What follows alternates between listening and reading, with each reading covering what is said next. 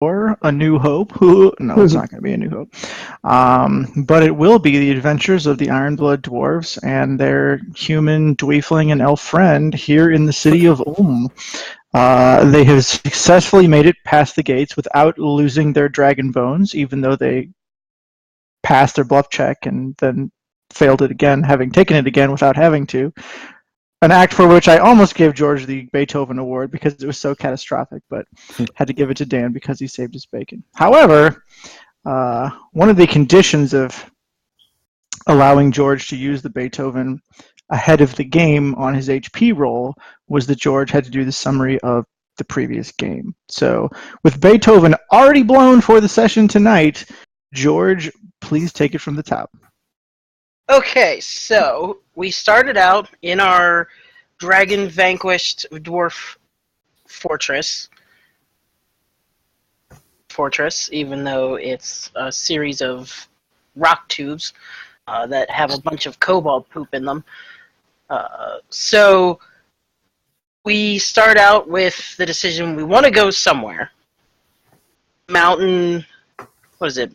Studio, I keep thinking of Studio 54, but it's Mountain 78. Well, you'll find unusual things there, but it's not Studio 54. Well, we've already got a dwarf fortress. We'll have a dwarven nightclub called Mountain 78 that we'll clear it out, make it real nice, make it retro. Solid gold. It's the fake Middle Ages, George. And then the future, the 60s is the future. Hi, Trista. Continue. I can drink beer fine, Trista. Trista, you're on YouTube forever now. Sorry, George, go on. Don't tell me that. So you're okay. So Author, no. Okay. Anyway, so we decided we can't just abandon a bunch of refugees in a cave because we want to. A, we want to make things better. B, we want to correct whatever the hell a bunch of devils did to our past civilization. So we decide to set up a little running government for while we're gone. We have Albin promoted the moles to an actual, we call them the Tinkers now. And they're still going to probably be called the moles. Their leader was Narnin? No, Leopold. Leopold was their leader, yes. Leopold is heading up the Tinkers, who are basically keeping the traps going, doing the fine work. The agricultural group, headed up by Narnin, that's Narnin. That's Narnin. Who is awesome, apparently, and also decided we needed to declare an heir to everything. There's a third faction, the miners, the rock miners. They just know the name of whoever gets elected to that yet. Yeah. Undin is the regent. He kind of has the highest blood of all the dwarves. We decided we're not ready for the mountain yet and tackling the mountain because if it kills us all, left with their diplomatic pants around their ankles. So we're going to the nearest human settlement first. We're going to connect with the dwarves there. We brought a big, fat dwarven cart full of contraband / not contraband, but also it's contraband. Cabbages. It's cabbages. Yeah, 3 apples. 4 apples. But it was actually 3 apples and a crossbow. And I said that it was spell components, which A, wasn't true, but also a worse thing than what we had. Yes, that's correct. We but had a little bit of weed, and you told them it was an atomic bomb. You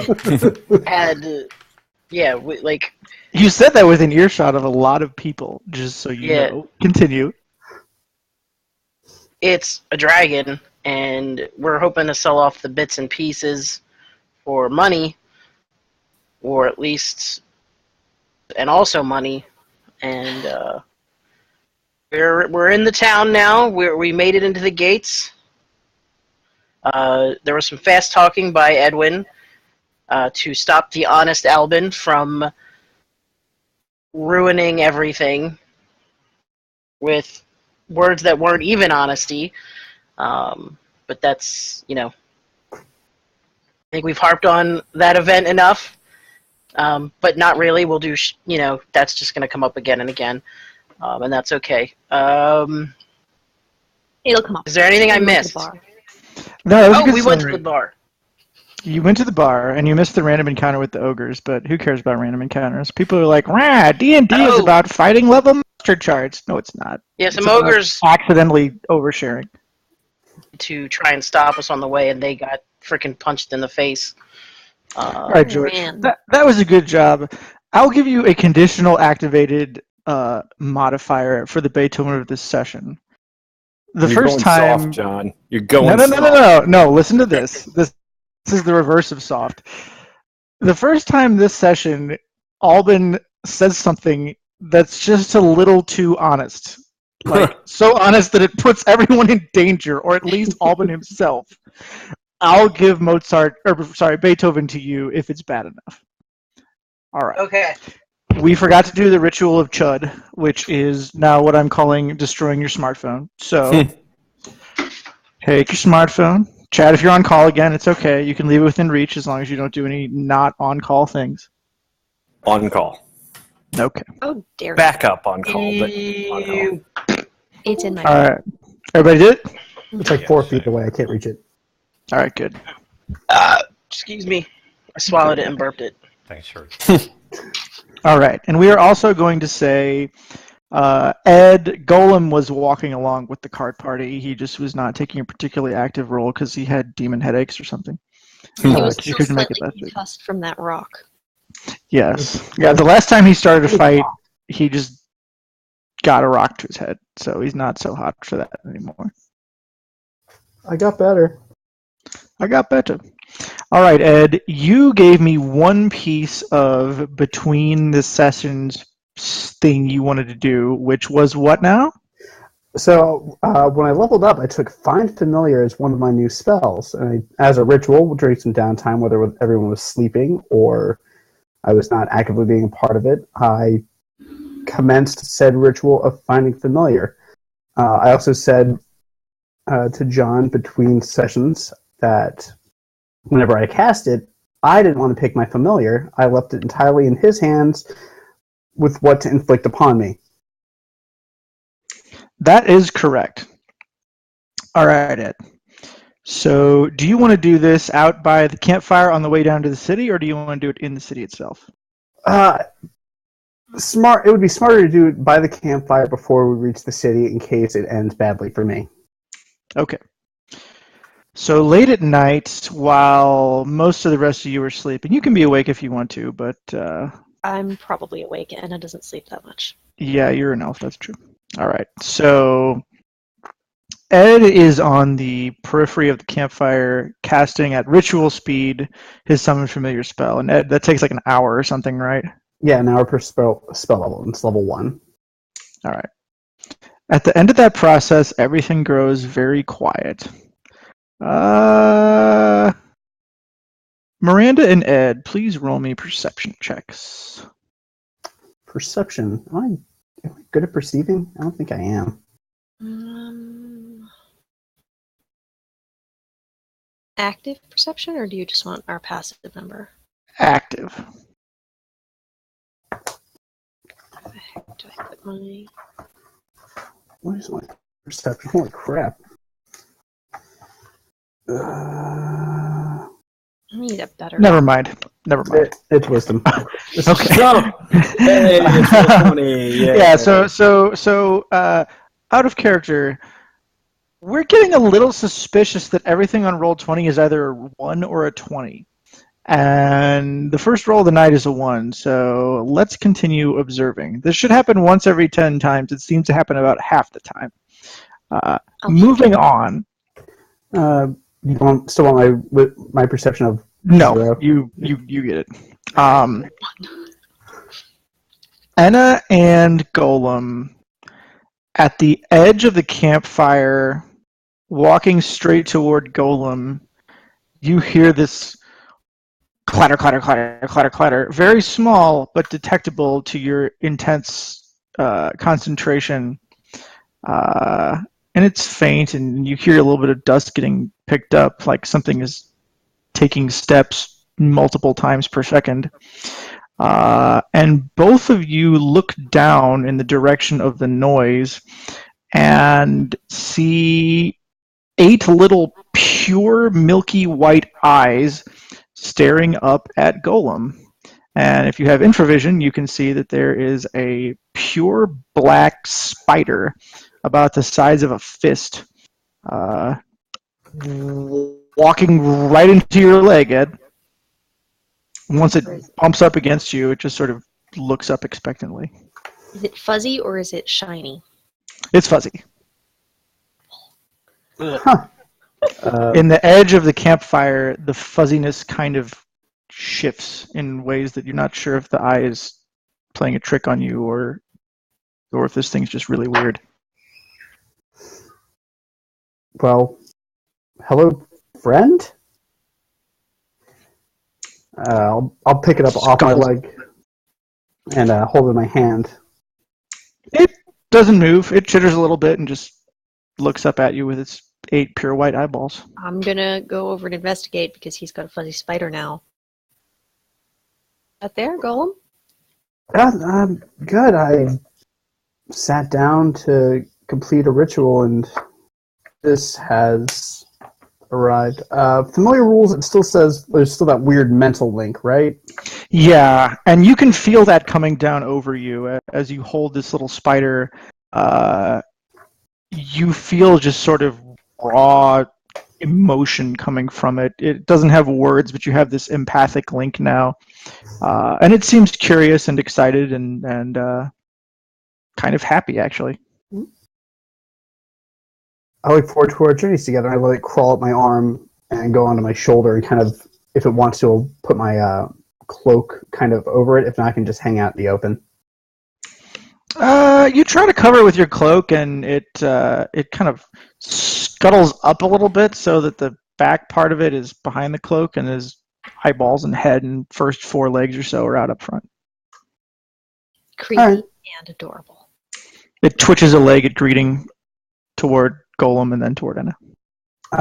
Does it give an indication of what it wants to be called, or? No, in fact, it feels kind of curious of what you're going to call it.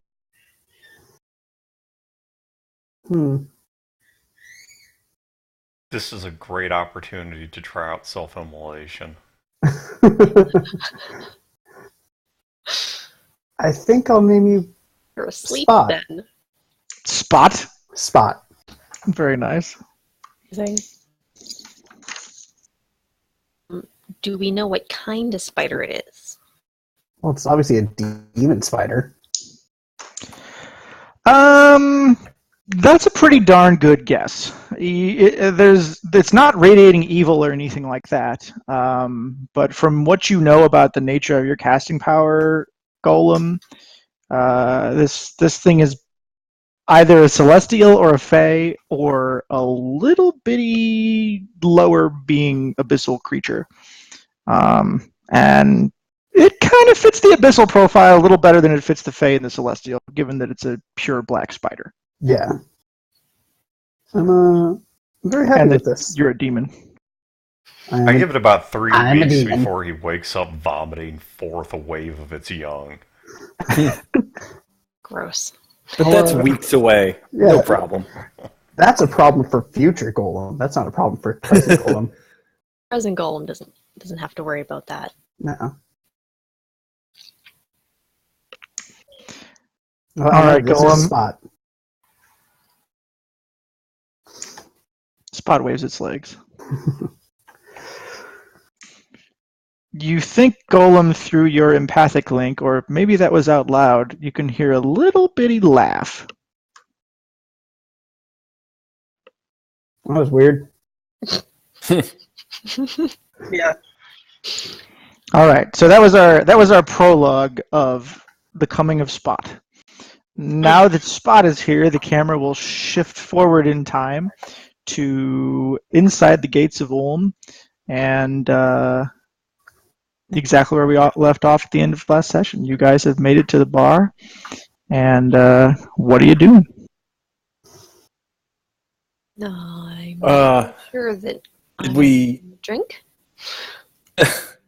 Are we starting drinking or are we done drinking? Which portion of the evening are we in? You just got here. You're starting drinking. Oh, we are drinking then.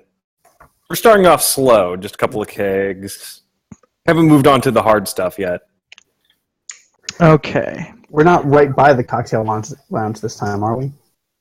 No, this is a dwarf working class neighborhood bar. There is no cocktail lounge here. There are barrels of beer all along the edge of this place and more stacked up behind the bar. Everybody give me a wisdom check, please. Ed, what was the name of your father? Was it Draken or Paliacanos? The name was, in my notes, Draken, Drokken.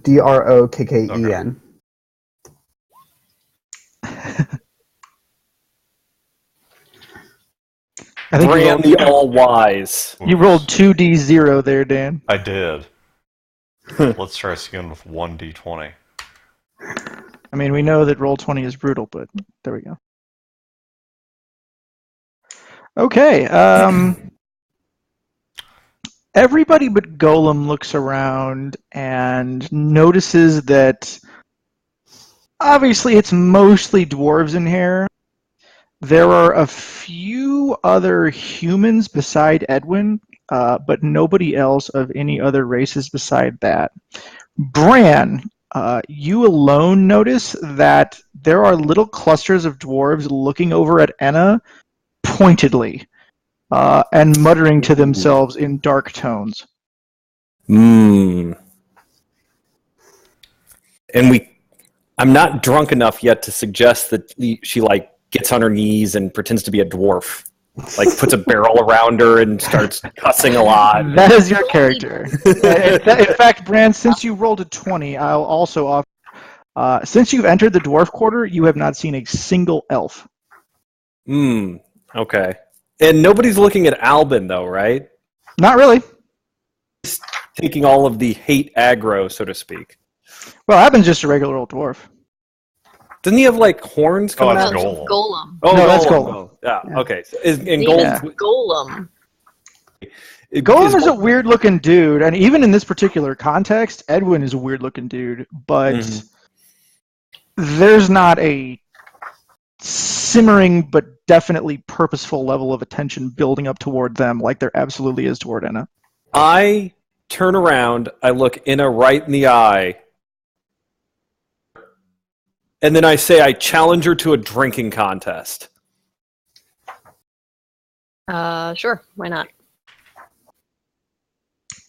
There's murmuring. The barman sidles over, puts down his little dwarven tankard that looks like an itty bitty keg, which is itself full of beer that he's drinking, and says, "Well, my cousin, what do the Leaf Eaters drink?" What do the Leaf Eaters drink? What have you got? Don't know as I've ever had one in here. Why don't you tell me? You brought it. Beer or beer.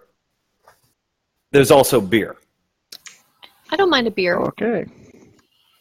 He goes back to the smaller keg. Everything in here is kegs. It's just different sizes of kegs. There's little cup kegs. There's kegs that are used for serving straight off the top of the bar. There's bigger kegs that they have down in the basement where it's cold that they can pump up. And he goes over to one of the pumps and splashes beer all over the place, filling up two of the little keg mugs, passes them over to Bran. All right. I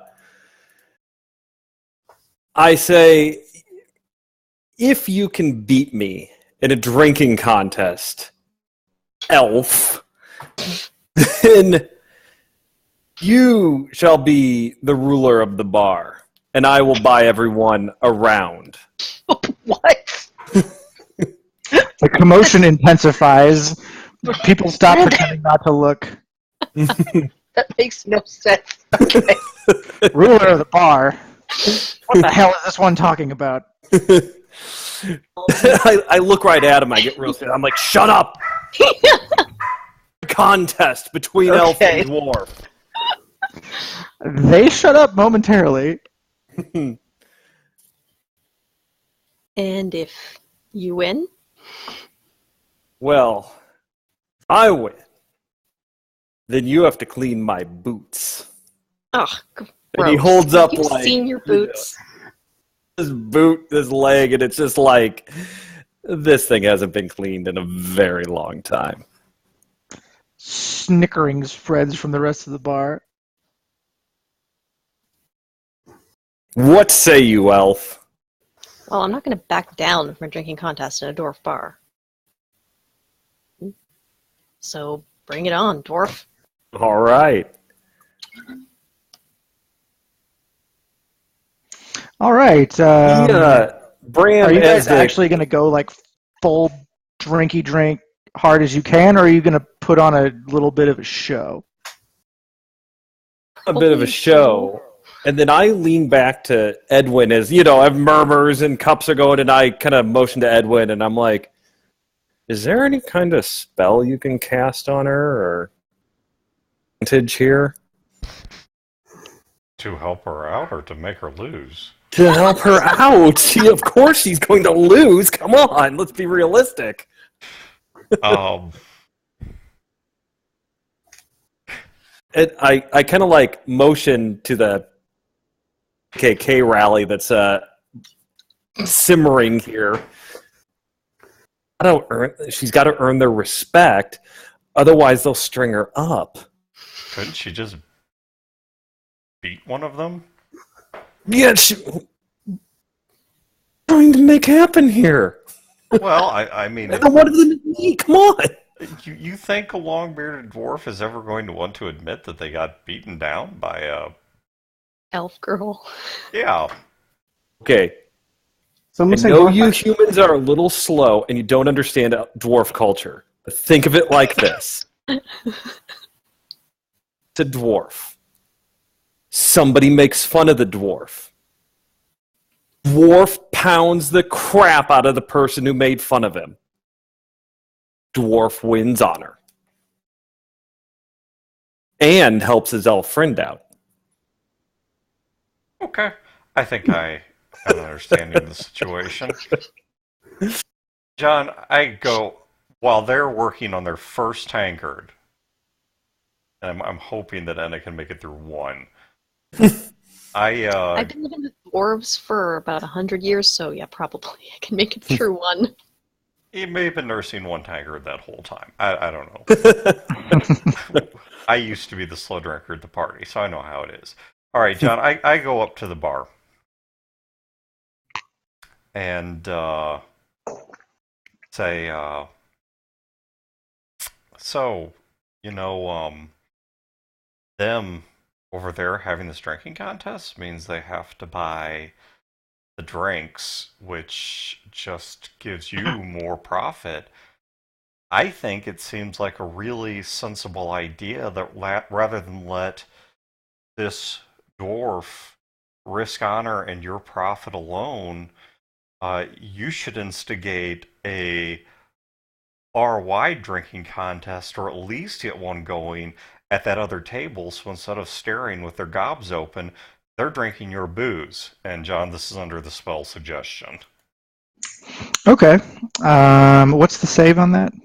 The save on suggestion is it's a DC of 13.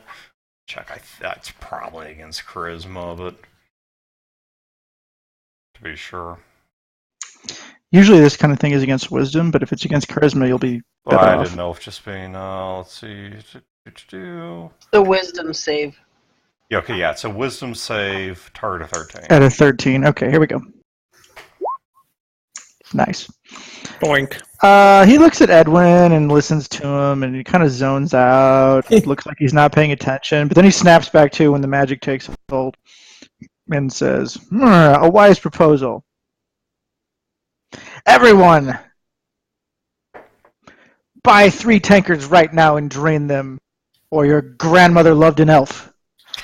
Ooh. And they all say, "Roar!" And let's see how good he is at persuading, actually, because there we go. He's a reasonably and John, if he is not persuasive, I will assist him with that via just raw skill. I'll throw in the right myths, the right legends, the right drinking songs, whatever I think it will take.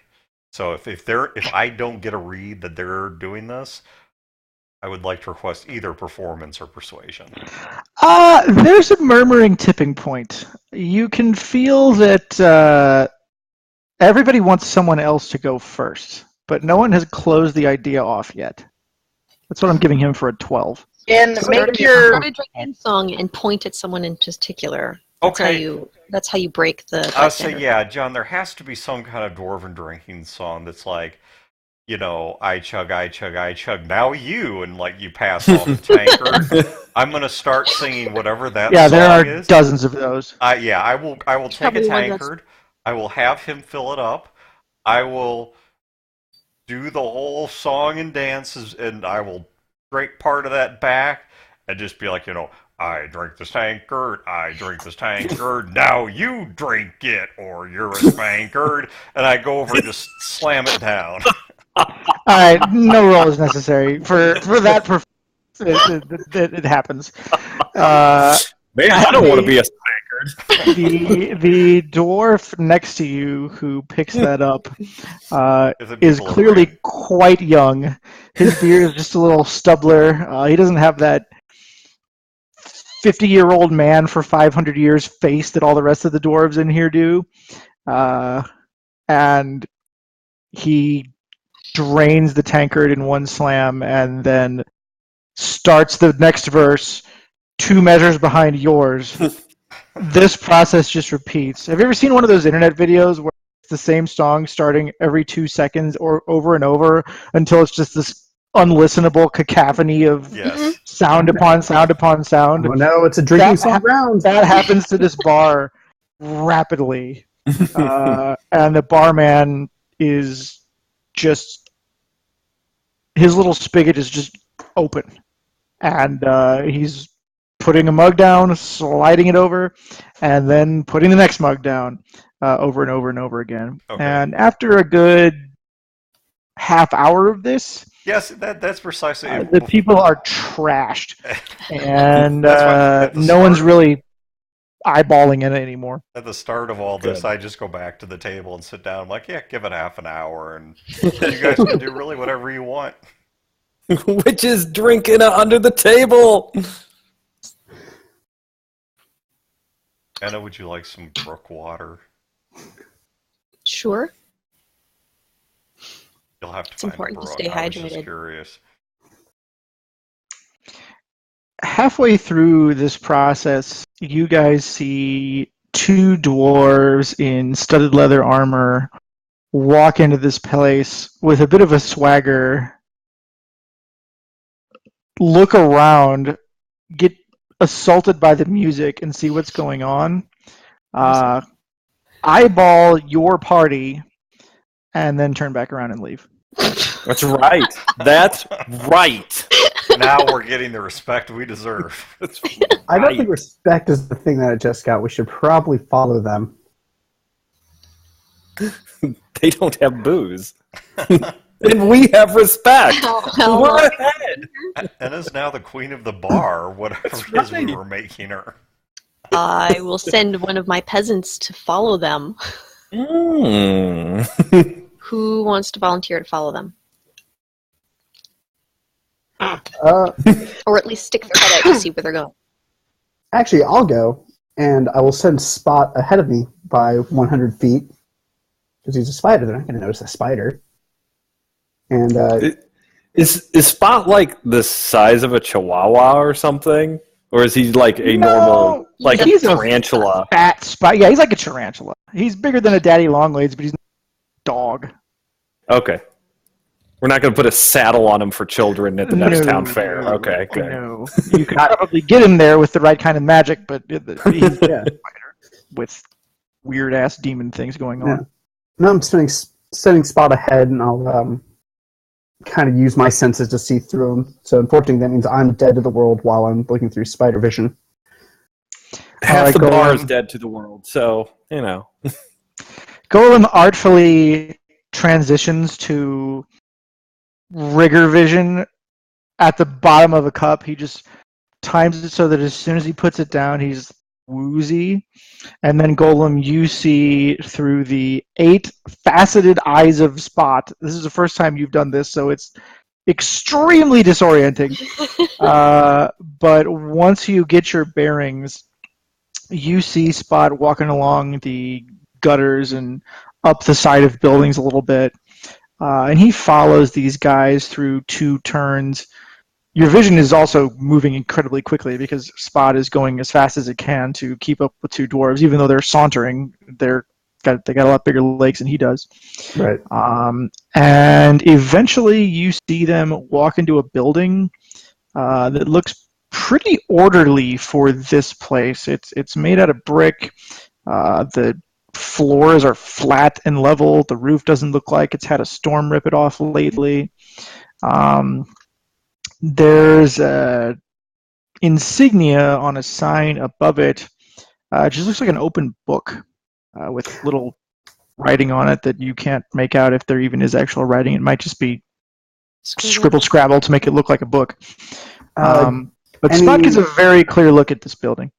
Any chance I could roll history or some kind of knowledge check to see if I recognize the symbol? You can give me a knowledge local moonshot to recognize it. You probably don't, though. Just give it intelligence. Yeah, this isn't the guild of the secret cult of the death god. This is just some guy's sign. But you've never seen it. But I know where to find it with my researcher. Yep. So, from Spot's vantage point, can I see in through a window? Can I? If you haven't crawled up a wall, you can. Yeah. So I'll kind of edge Spot forward to the edge of his field of vision. I'm assuming probably also the end of my tenuous connection through that telepathic link. Yeah, it's starting to get pretty tenuous, but you can make him go up the wall and look through an open window. Inside the room, you see one very, very old-looking dwarf and 4 very, very young-looking dwarf, 2 boys and girls, and I mean boys and girls, not young men and young women. Like children. Like children, seated around a small circle, and the older dwarf has a big, fat, musty book open and appears to be reading out of it. Spot watches for a couple minutes. He points at one of them. It responds. He nods approvingly, and then he just keeps on reading. I'll go ahead and break connection while summoning Spot back. And kind of come to, and it's a very weird feeling coming back from spider vision to dwarf vision, especially coupled with the drinking. I kind of lurch forward just a little bit. When you come back, Bran has Albin in a headlock and is laughing hysterically. Your father paid me We're both yelling Queen of the Bar. Yes. Loudly. Your father paid me a generous sum to try and hide or even reverse what you are, and you sending a hand-breath spider all over town is not helping. I don't want to be reversed from what I am. This is what I am. He can't undo his birth, so for a nonsense reason. He is what he is. He's going to have to just get used to it. Okay, but surely the spider was a choice. I mean, couldn't you have called a kitten? I just reached out and called, and that's what came. Okay. More importantly... I'm classically trained, though it's not my profession. I was classically trained at a reputable mage academy. If you have demon blood in you, opening your mind and calling for whatever wants to show up is probably not a good idea.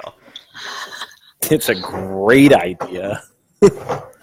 I mean, yes. Suddenly, Spot is back under the cloak. You don't see his head.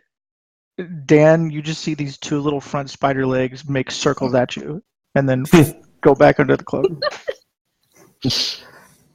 I think the spider flipped you off in some weird spider way. So I really think we should follow those guys. Spot went to, it looked like some kind of school or academy, an older dwarf, and looked completely out of place from where we're at now, was speaking to children and instructing them at this hour that's kind of odd. I think it might be worth our while to go check out. I know we all like revelry and drinking games. Queen of the bar! Yes, all hail Queen of the bar. And it's not actually that late. You guys have been here for a half hour or so. The sun is still up in the sky. I know. We haven't even started, to be honest with you. I say these are dwarves. This is like breakfast hammered. Mm-hmm. It's like meat at Gen Con. It's for before the Ubers. Mm-hmm. To get your pre-Uber mead on, so that when you get there, you can be ready for further drinking. That's right. It's a preemptive digestive. The pre-Uber. You're charging the system. Necessary so that you're ready for the pre-dinner sake. But it's all just foreplay for the grappa. Oh god. Digest. You gotta have a digestive, okay? It eases the humors. You're gonna go to sleep with all the vapors bubbling up inside. You need a digestive. All right. Our grandfathers knew this. How did we lose track of this? Grandfathers knew this. You'll have an imbalance between your water and your blood if you. I can guarantee you, that my South St. Louis Union lineman father has never, in his entire life till the day he died, never had sake. Ever. Oh, we're talking about grappa. I doubt he's ever had grappa either. You're a fake Italian. You're French. Oh, that's my French side. I know. Anyway, with this grappa side, I don't know. They like to party a little. I still think it's worth investigating. There was a symbol on the door I didn't recognize. Probably just a personal symbol. It's just out of place. Out of place things attract attention, like we've seen here already. No offense, Anna. Horns. Oh, now you're on my side. I'm just pointing out that he doesn't exactly blend. Which is what I've been trying to fix for years. You can't. Edwin. I don't need to blend. Edwin. Hood. It'll be fine. Edwin. Yes, Brand shoves a drink towards you. Buddy. It's time. It's time to become a dwarf.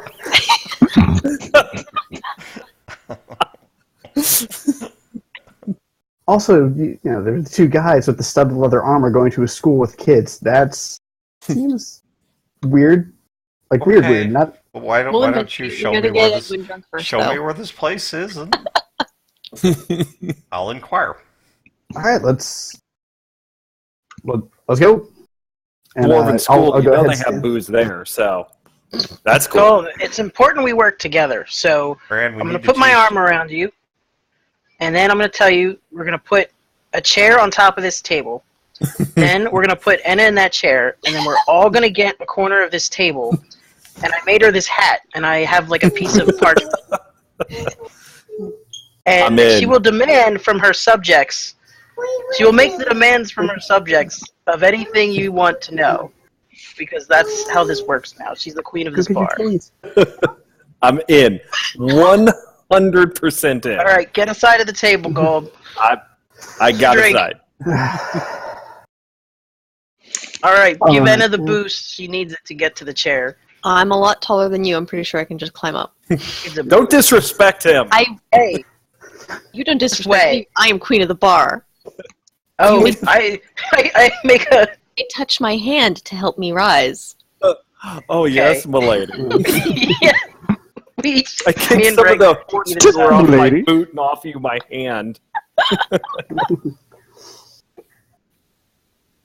All right, so you guys make it out of the bar after all this ridiculous fracas. Anna is currently being held up on a chair palanquin by Bran and Alban. I'm gonna be bracing myself in case they trip or drop me so that I can land on my feet. Oh, that's a great question. Alban, roll me a strength check. Bran, you got that down because you're swole.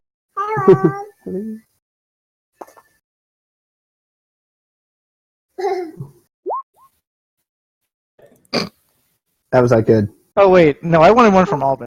Bran, you're the one who auto passes. Oh gosh. Oh no. And then the good news is you can hear it you can feel it giving way before it actually gets away. I will jump gracefully off because I am an elf. Not that drunk because we've only been here half an hour. All right. You jump gracefully off, and then this poor person's chair comes crashing down in a shower of broken legs and splintery wood. John, how much is our tab? Bye. It's probably a gold or two at this point, and that's a lot for beers that are being poured at like a copper or two. I will chair's pay, probably a few silver. I will pay our tab in full. I will give the man 3. To cover the chair. He happily accepts your 3 gold, pockets it, winks at you, and says, "Don't ever bring point ears back here again. Have a nice day." Friendly place. Her name is Inna, and she is your queen. Get the hell Walks out. away. Come on, Chad, start a bar fight, punch his ass. He's disrespecting your queen. You can't let that go unanswered. We're going to a school. I'm going to punch somebody at a school. There are children there. We're not going to punch children. Well, not the Maybe. children. Who's we? All right, so you and your spider. I mean, that's fine. I swear I wouldn't punch All right, anyone. so you've made it out to the street, and you're walking in the direction that's Picking up a chair on the way out. going. Right. Pay for it. That's right. Why waste it? Right, it's our chair now. So leading us on, because I kind of know where we're going after having done it already through Spot. However long it takes us, I'll bring us to the house with the sign and the very nice building that doesn't match the rest of Dwarftown decor. Like, see, this is All weird, right? That does not take very long. And with your human eyes, you check out the writing within the books. Says the words Martin Academy. Seems innocent enough. Martin Academy. Yep. The The front doors are shut, but there's light coming out of the windows and a low level of commotion and hubbub coming from within. Is there any... Move Edwin to the front and make him knock because he's the scholarly one and doesn't look like a demon. Or an elf. So, okay, I knock on the door. You knock on the door, and a nice old dwarf opens it up just a few seconds afterward. Looks up at you and says, "Yes, can I help you?" Does this person speak in Common or Dwarven? She's speaking Dwarven. Okay. I reply in Dwarven. I was wondering if anyone at your academy might be able to help me put some context to writing in an abandoned Dwarven history tome that I've come across. She scrunches her eyebrows and says, This academy is for children, sir. I doubt that, but I'm sure one of our instructors doesn't have anything to do right. Why don't you come inside? What's your parents? Ah, Die? it's for children. You'll have to excuse me, I'm new to the area, but that's great news because my friend here, and I motioned to Bran, his wife is expecting twins. She smiles brightly and Brian says, "Well, isn't that choking wonderful? on this beer that he took from the bar. He should have them make application to Martin Academy as soon as they're of age to learn their letters." He's celebrating, so I'm not sure he'll be capable of making that application, but I'd be happy to fill one out on his behalf. Oh, you don't need to fill anything out. We don't do it by writing. It's all very informal here. But please, come on in. Why don't you all come in? Okay, I walk in. I follow. Okay. This place is actually pretty nicely furnished. The buildings all around are shabby. The streets are gross. But this place has decently non-messed up rugs on the floor. The wood is well maintained. The corners are actually square. The doors are all in their frames. And you sit around a long, low table with a bunch of cushioned chairs in clear sight of this old lady who was clearly sitting at a desk not too far from the door when you knocked and goes back to it. And 10 or 15 minutes later, an old graybeard dwarf comes shuffling in, looks you up and down impassively and says in Dwarven, "What do you want?" Well, I noticed there was an academy. We're new to town, and I was hoping for some help putting some context to a Dwarven tome. But upon hearing that this is an academy for children, I thought this might be a great time to see what the academy has to offer, as my friend here is expecting twins. Bran additionally chokes on his beer again. Albin nods as if this should happen. Mm-hmm. Okay, Dan, roll me a deception check or whatever it is. Is this the same dwarf that I saw earlier through spot vision? Actually, no, it's a different one. Okay. But they're both old dudes.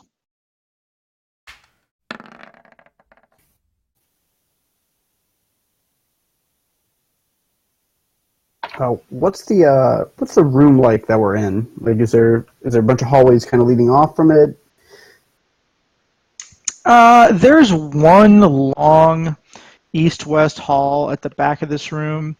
You're not sure how far it goes, but judging from the windows and how they're laid out pretty evenly across the side of the street, you would bet there's more more classrooms, maybe a lunchroom or a break room or something, but that sort of thing. The guy looks back at you, Dan, and says, "That's not how it works here. You must be very, very new to town. The students who come here are selected according to the procedures that we decide. Now, about this tome you needed help for, I'd like to see it." Oh, He's clearly suspicious of you. sure. I take out the first volume of the history of the Ironblood clan and put it down. And I start working through it, like passage by passage. Like, so here's a section when King so-and-so was ruling, and here's this war and whatever, but I can't tell exactly because the Ironblood were timing their years and eras based off their own events. I'm having trouble putting this in the context of other world events and figuring out precisely when this story begins. Let's see how good he is at this particular moment of intellectual insight.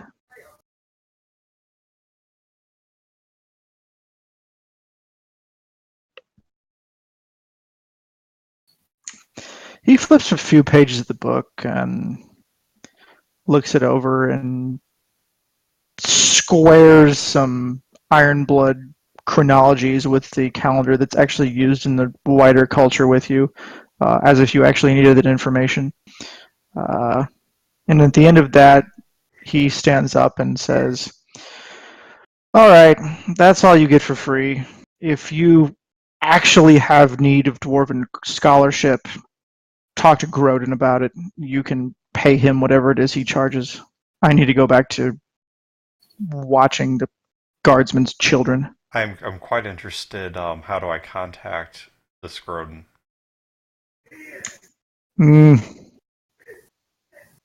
He scratches his head for a second.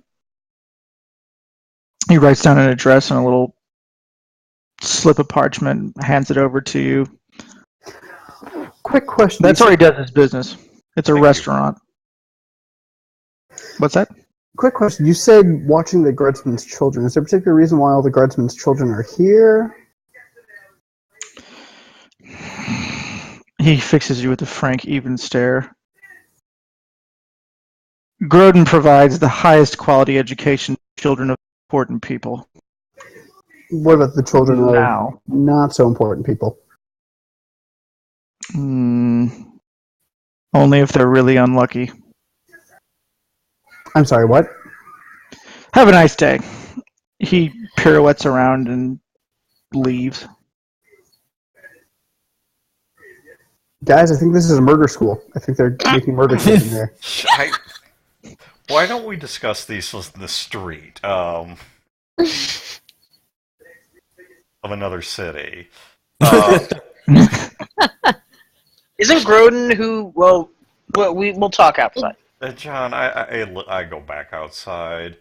I take the address. Does it line up with anything I've seen during my? Well, this is my second time at Ulm, so do I know anything about where this address is located?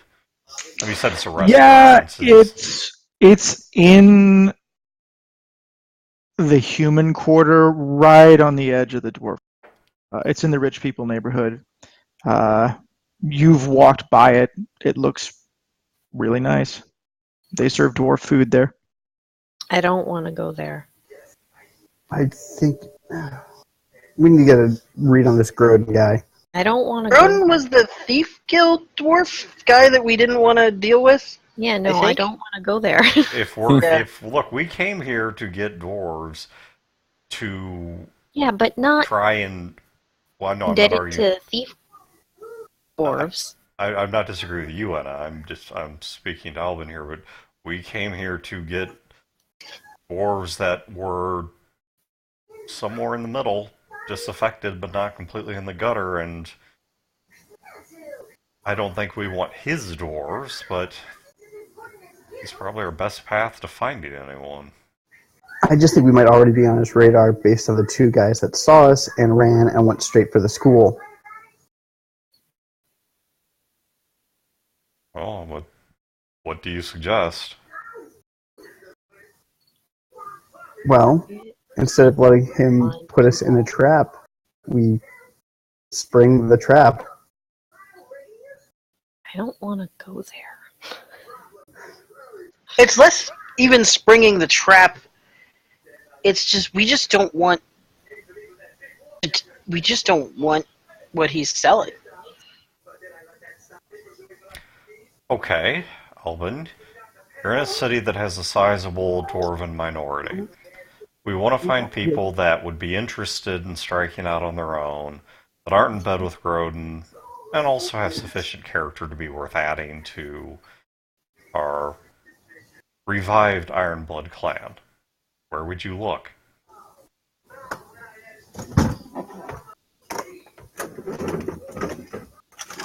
How much do you even know about city dwarves?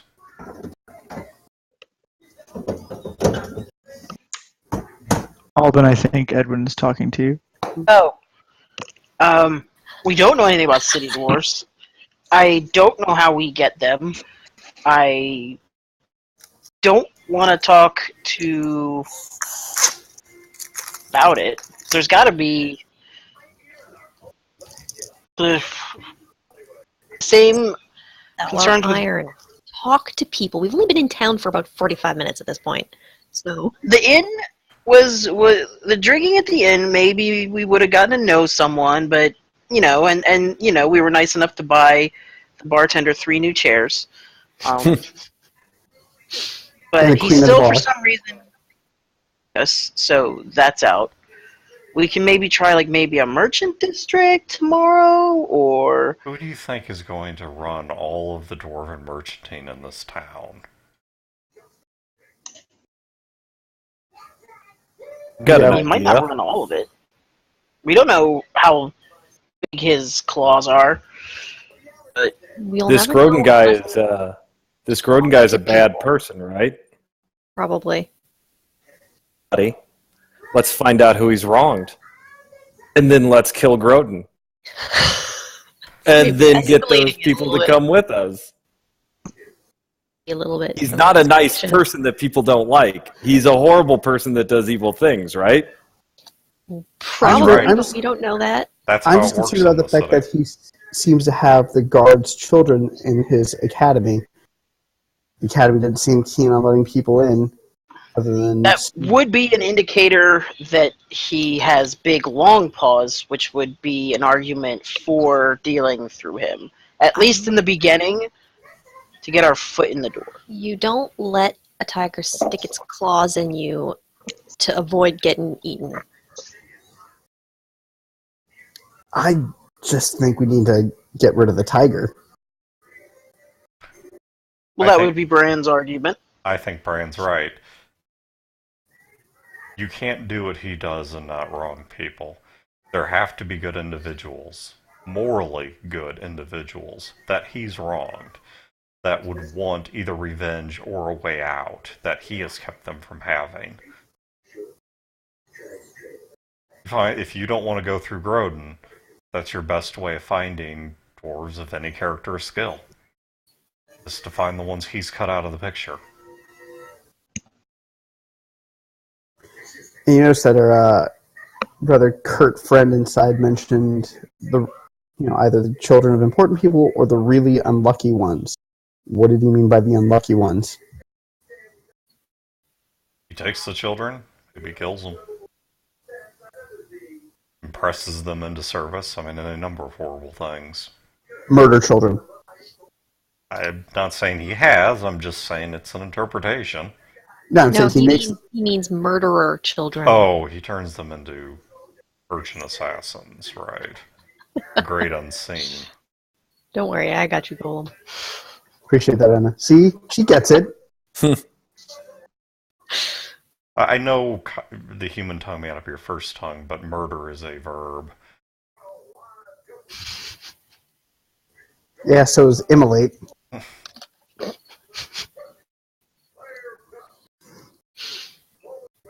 So So where are we going? how can we find someone he's wronged? We do know he's got the children of the guards. Maybe we can talk to the guards. It should be pretty easily recognizable. Studded leather armor, mean disposition. Go We outside could- the dwarves. We could go to the temple. The dwarven temple somewhere around. They might not be. I mean, There's definitely guard shacks and temples and other things. It's a fully populated dwarf district. It's not just like bars and mafia safe houses. I don't want to talk to the guards because that could put the children in danger if they're seen talking to us. Or we talk Temple would be smart. They would probably share some information with me Yogurt? and Candid and or we go to a magistrate and get them to divulge to us a complaint against Groden. One that's never been acted on. I don't know if anyone would have lodged a complaint against him. And if we lodge a complaint, maybe? Actually, it's not a bad idea. Public records help. That's not a bad idea. There might be a public complaint. We could say that we'd take care of it pro bono just because we're new in town. I mean, if we fit the description of your everyday wandering do-gooder, then that's... Most of us do anyway. I vote this Magister idea or hit the church Vote! for some info, or both. Vote! What are you, a Republican? I mean, what kind of radical idea is democracy? What? Vote? Right. I forgot that we're dwarves. Let's see how connected the church is. They might not. They're either rivals, or they're connected, or they are part of an ecosystem that functions together. All right, church first. We'll go see the magistrate later if church doesn't pan out. How about that? All right. We'll stop it. All right, so you guys are agreed. Church first. Church first. Yeah. Yep. All right, Alban, you're able to find a temple to the ancestors very easily. You actually also have found some temples to the descendants around town, which are much rarer, but they are there. Descendants? Descendants. They implore the unborn? Absolutely.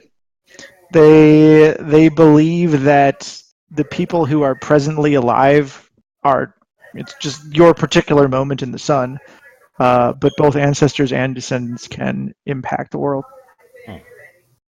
Ancestor worship is much more common, but the descendants are implored from time to time. Alban, you are trained in ancestor worship, so which one do you want to go to? Mister. Okay. You saunter over to a temple of the ancestors. It looks like pretty much all the other ones you've ever been to in your life. It's a low-flung, pure white-walled building.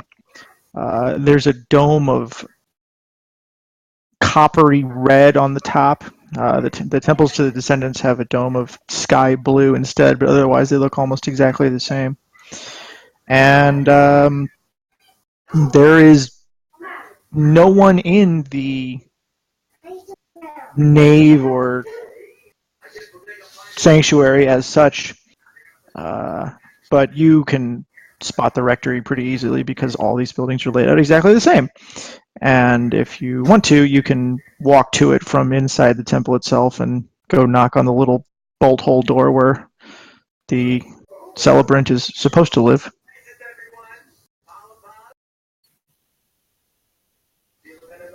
I'll knock. Okay. You knock on the door to the rectory, and a minute or two later, after some shuffling, a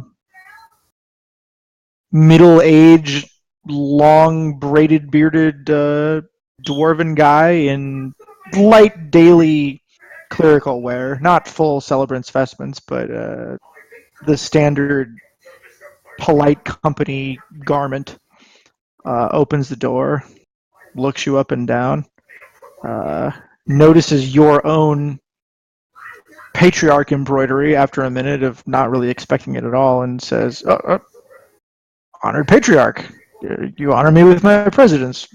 What may I do for you?" Hi. Praise the ancestors. Praise the ancestors. Brand says, praise the ancestors from back. He says, "Why don't I join you out in the pews? There's not very much room in the rectory. I'm sure you've seen 100 of them. There's like a stool." He walks out and joins you all outside. There's plenty of low wooden benches for you to sit on and talk, and a few chairs strewn around as well. All right, we'll sit. Do we bring any booze with us? Bran That's probably already consumed. I'll just sit. brought a couple of kegs. Not big ones, just, Little mini kegs.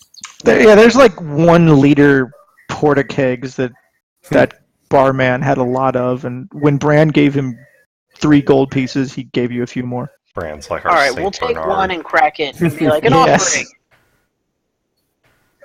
Yes. Very well then. To your grandfather. The ancestors, yes. He drinks it after you. All right. I'll be frank, my good dwarf. We're new to this city, and I was just hoping to get some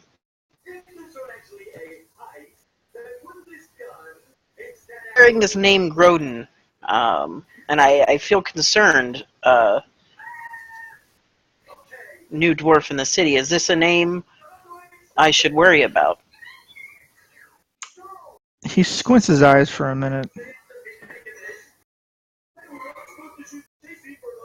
I don't mean any trouble. I just don't want to step on any... Please understand, I don't want to jeopardize your position. I simply just don't want to jeopardize mine or the Ancestors' Church by doing something untoward. The wheels turning in his head, and his facial expression relaxes a bit. You see him take another long glance at your patriarch's embroidery, and he says, "Well, honored patriarch, since I can't fathom a world in which an honored patriarch like yourself is on his payroll, and I'm not sure that I'd want to live in one even if it were real, I may as well go ahead and tell you since you're new to town. Grodin is a snake. He's a charlatan. He boasts about his devotion to the ancestors and the descendants, but as soon as no one's looking, he ignores us, and by the conduct of his life, he spits on everything that we stand for." But you said by the conduct of his life. What exactly do you mean by his conduct? What's he got up to? He holds the dwarven quarter of this town in a vice grip through extortion and threats and who knows what else. And what about the Martin Academy? Albin is visibly boiling. The Martin Academy is his greatest sacrilege against the descendants. He takes up the children of anyone who he wants to really have his grip around and insists upon giving them an education. The one word of faint praise I have for the man is that he actually does render them a rather solid basis in the dwarven literary and cultural traditions. They come out speaking perfect classical and as educated in the tomes as anyone that we would have gone to the seminary with. Mm-hmm. But while they're there, they're his prisoners. It was you.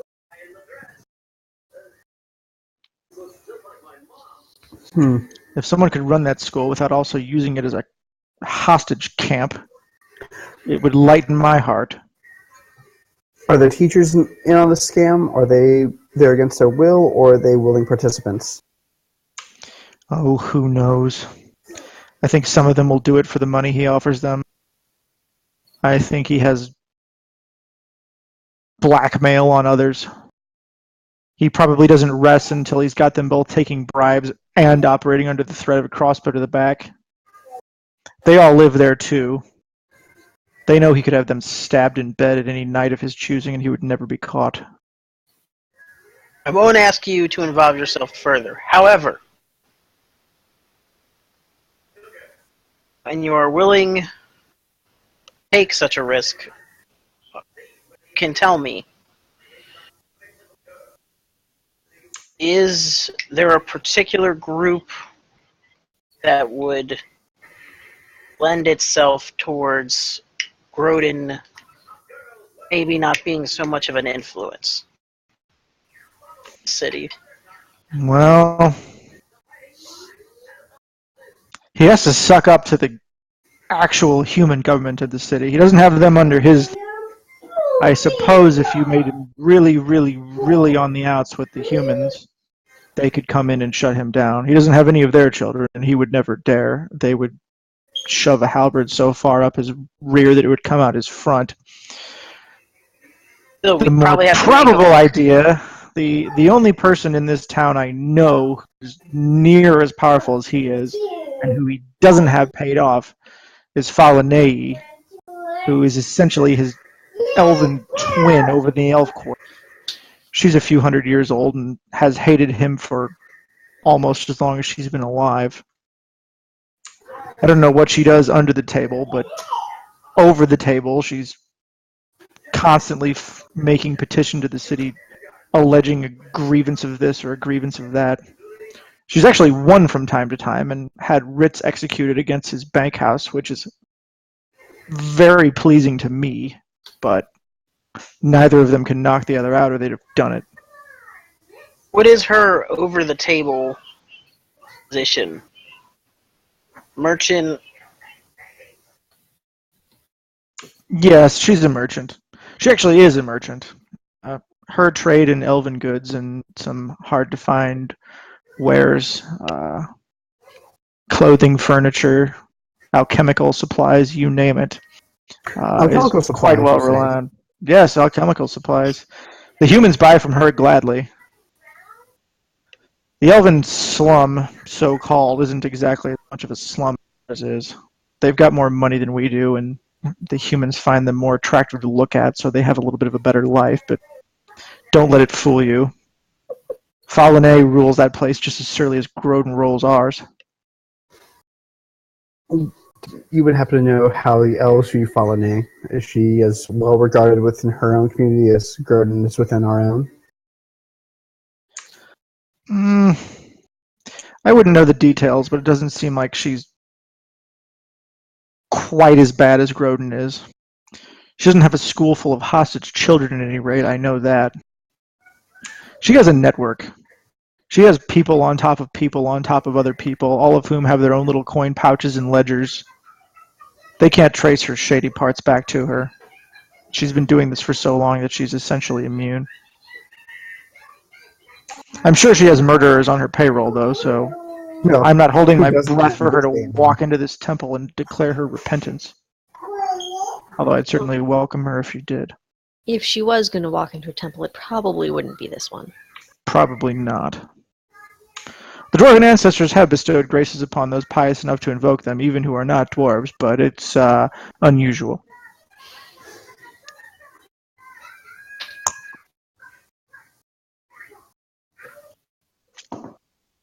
Well, we thank you for your beneficial information, and as soon as we can help rid the inky tentacles of Rodent from our midst, I think it would be better for everyone in town. You know, even to the human government themselves, whether or not they realize it. I wish he would amend his ways, but I also wish he would fall into a fissure and never be seen again. What are his businesses, his illegitimate ones? I don't know.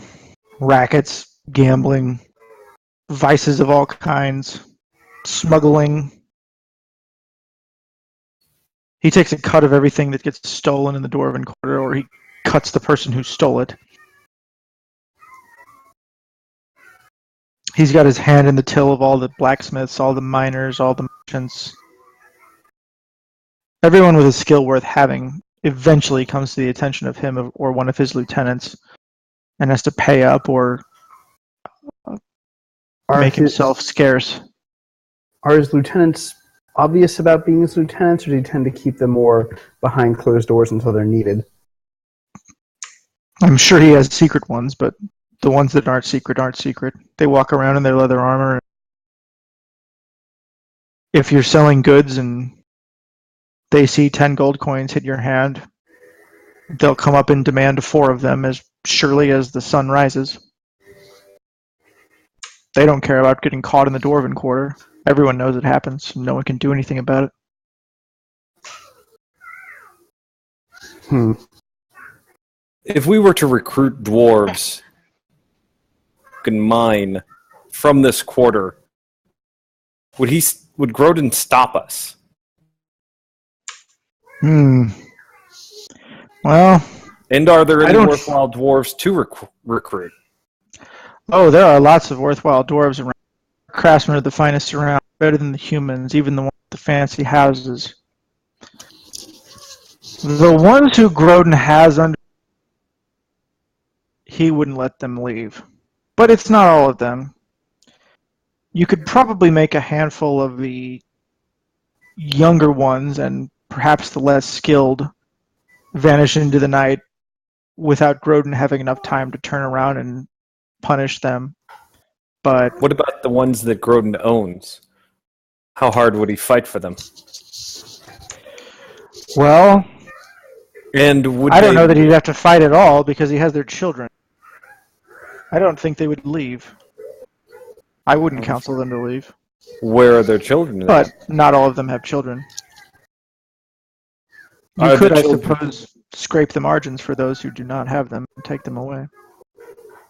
hidden, or are they stored at that school? They're stored at that school. Can you give us a list of names? It would For take when me... we go and kick in the door and rescue the children, we can distribute them to their proper parents and then leave with their parents? If Grodin's as powerful as he is, he's going to have an army of thugs, leg breakers, and rib smashers just waiting to start rounding them up and teaching those parents a lesson for... That's the why we have to crime. be fast and leave immediately. If they get the time to do so, my curious new friend, yes. As to your question, my heavy drinking new friend, yes, I know the right person. The professor of the ancestors and the descendants, unlike the rest of those charlatans in that place, is actually possessed of a genuine piety. I speak to him somewhat frequently. He would have to be extremely cautious, but he could get you those names. Could you, once we have the list, can you call their parents to a gathering here, some prayer to the ancestors? We go and rescue their children.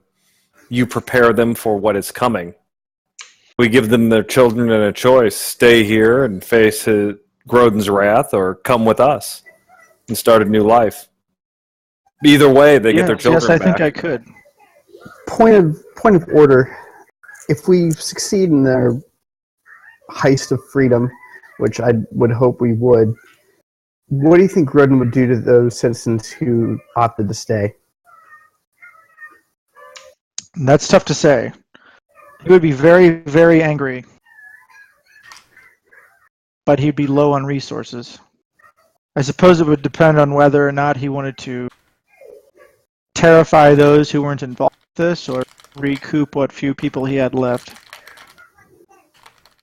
I believe that if you give these people a legitimate way to escape Grodin's wrath with their families intact, they would take you up on it. But where would you take them?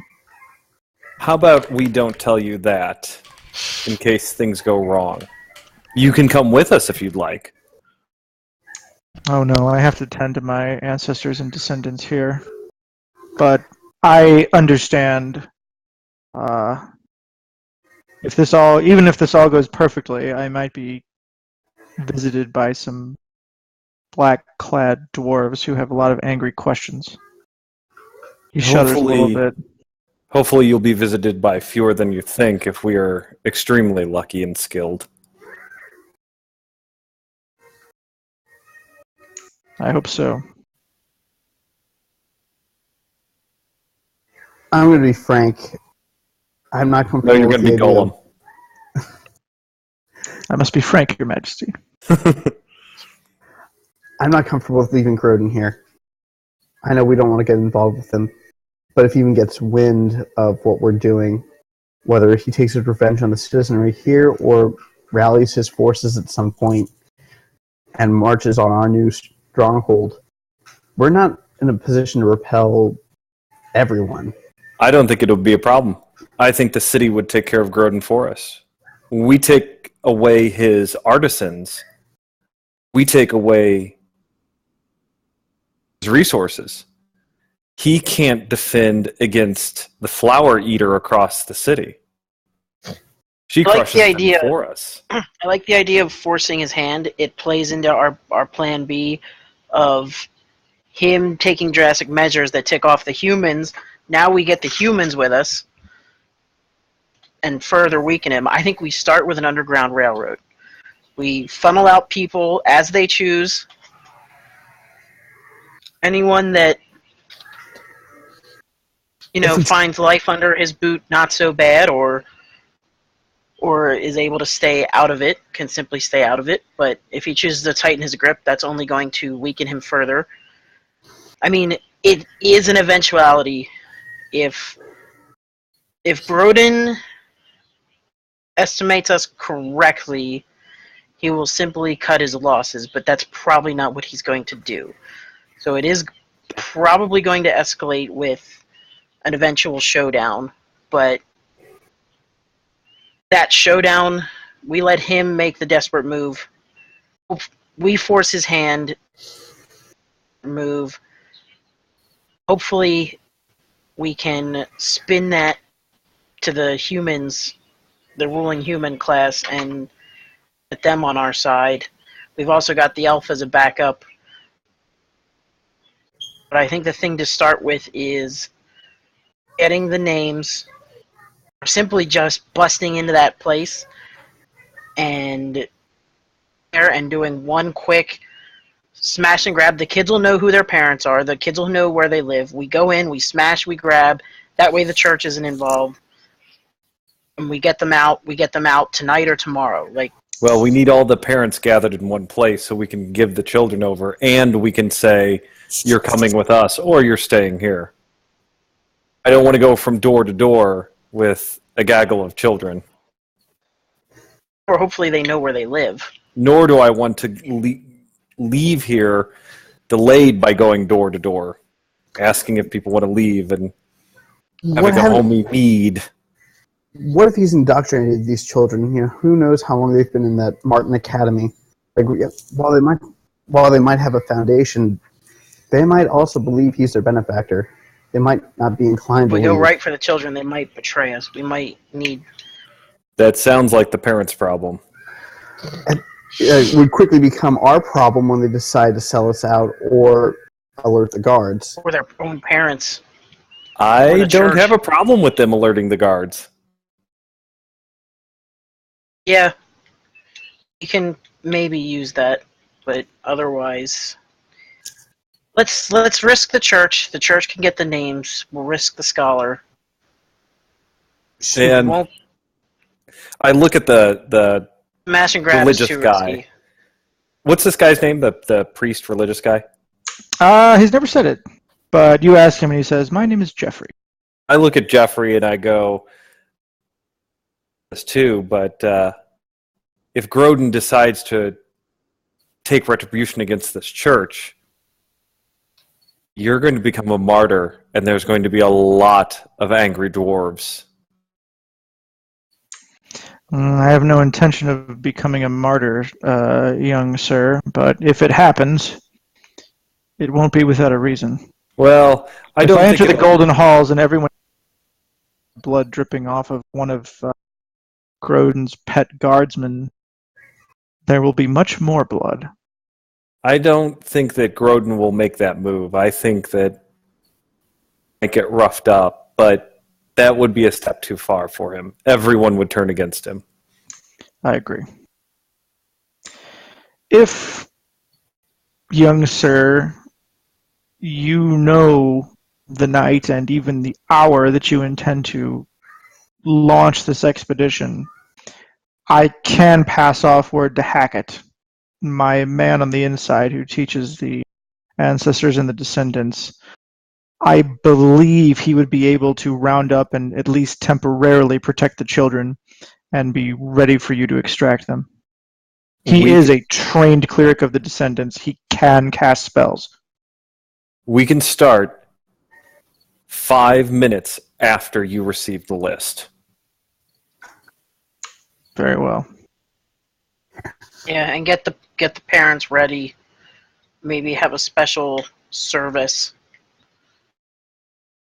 The sooner the better, too. These elves, human, they think too much. They're going to think themselves out of this. We need to list and go and kick a door down now. Drunk. Very well. The night after tomorrow, I will declare the anniversary of the death of a critical ancestor and his entry into the Golden Halls. I will declare that all dwarves of good faith of my congregation are obligated to attend the commemoration of his entry into the Golden Halls.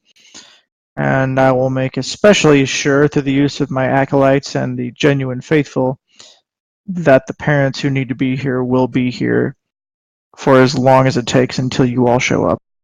Now, if you say Grodin while he says the words and all the pretty rituals, he himself isn't very faithful. What are the odds that he would find himself coming to this meeting because it's best to make the appearance that he is commemorating the ancestor? Gollum, I'm not that lucky. I don't know. Sometimes he shows up. Usually he does not.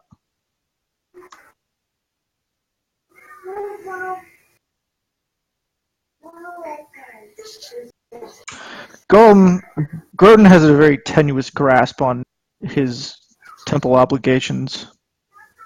He goes to the ones that everyone has to go to every year, but the more intermittent ones he usually ignores. In other words, it's unlikely. But possible. But possible. Because cross that bridge when we get to it, and by cross that bridge, I mean we drag him outside the church grounds, beat the sense into him, and then Well, I have to light throw him him on off the fire. side. Yeah. We'll see. We're gonna have to take some of this as it comes.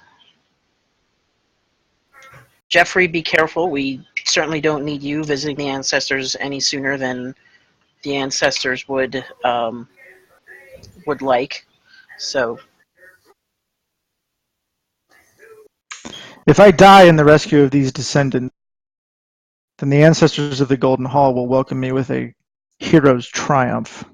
this is true. Do not weep for me. However, I am not yet relieved of my ministry, even though I would like to join them tomorrow. My place at the table is not yet ready. We've got Well. that sorted out. All right. Shall we find a place to sleep for tonight? You can sleep here in the temple if you'd like. That might Find be, an inn. There's already beer here. it might be for the best. I think Grodin might have his black clads already on the lookout for us. He waddles back into the rectory and throws a bunch of bedrolls into the middle of the aisle. You can kind of use them to make a cushion out of the pews, or you can just sleep in them on the floor. I sleep on a rock. It's what I like. You can do that too. There are rocks hewn and unhewn throughout this chamber in a particular pattern.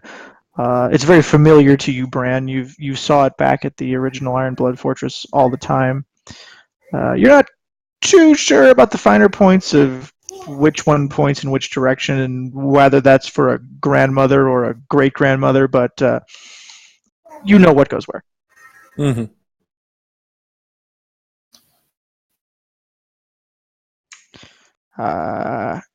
Jeffrey pokes his head back out the door and looks at Alban and said, Honored Patriarch, do you want me to pass the word to Hackett to be ready?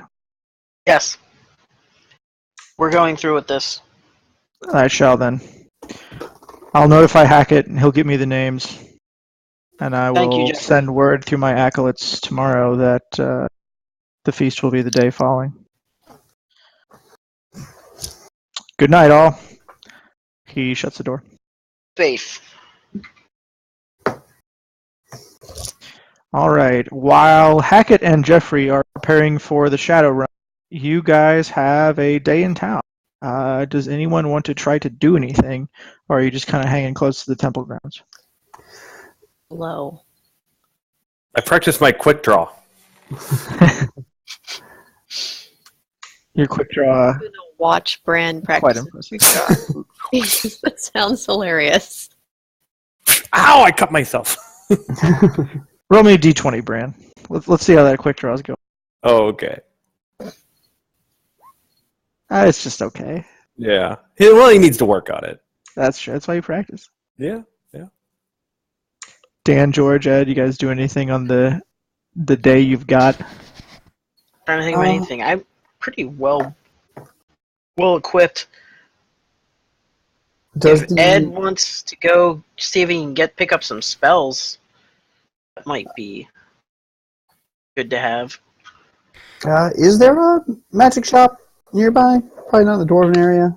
There are none that you've seen in the, but you're pretty darn sure that somewhere in the wealthy districts of the human city that there's stuff like that for sale. It's going to be ridiculously expensive, but it is going to be available. I want to see if any of if Jeffrey's acolytes want to play Three Dragon Ante with me out back at the temple. Two of them look horrified. One of them pretends to look. And then when the other two are off doing their thing, he joined you discreetly. Yeah. There's a midday daily Patriarch ancestral makes service. a look of not outright disgust, but of, okay, but just... I roll like when... No. Oh, he's gonna do it. They do it out of sight of you. Mm-hmm. The thought of playing Oh, absolutely. this But game in the sight of a patriarch makes them both. there's like this resigned tolerance. And I'm just walking away. Fault expression. Yeah. Brand.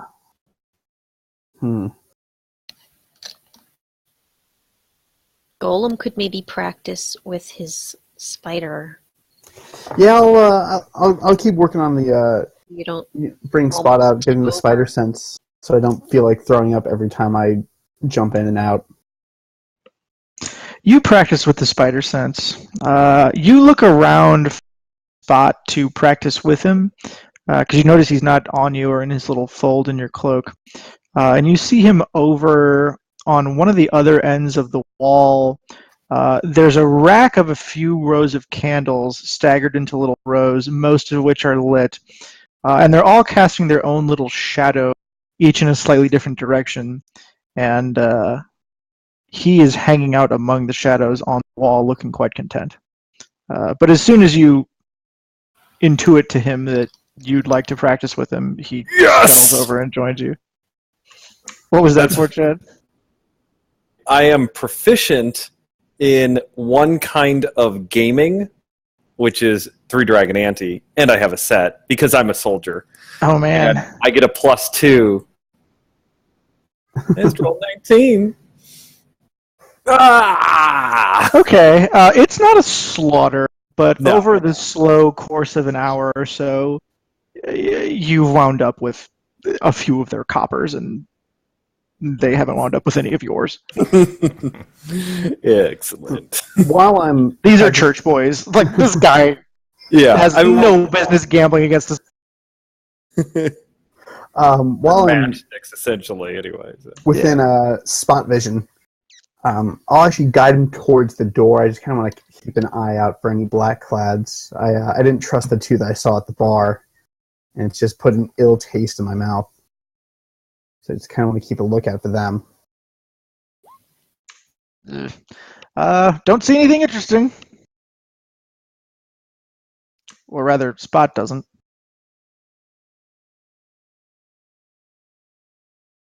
So I'll just be practicing for however long we've got till someone needs something. When it's not a day of obligation, there's very little traffic in this place. There's a couple of old ladies that come by around noon, and one of the underlings that Jeffrey was bossing around says a bunch of ancestral prayers. It only takes about 20 or 30 minutes, and then they go right back out. And those are the only people that come or go.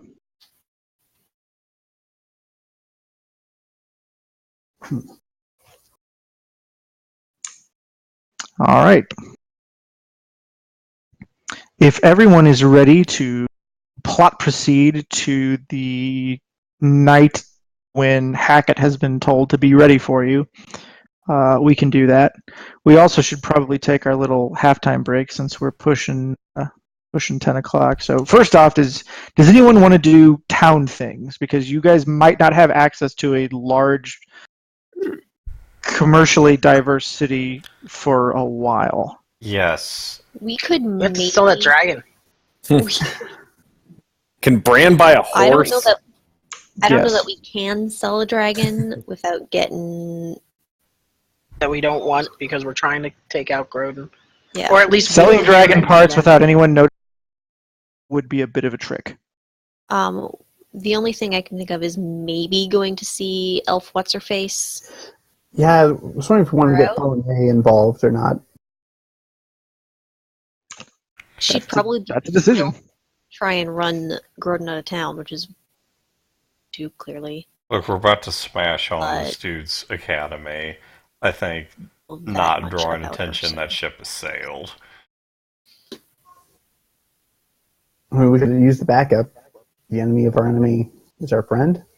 John, I am going to try and let's see. I've been in Ulm before. I'm trying to look to a downside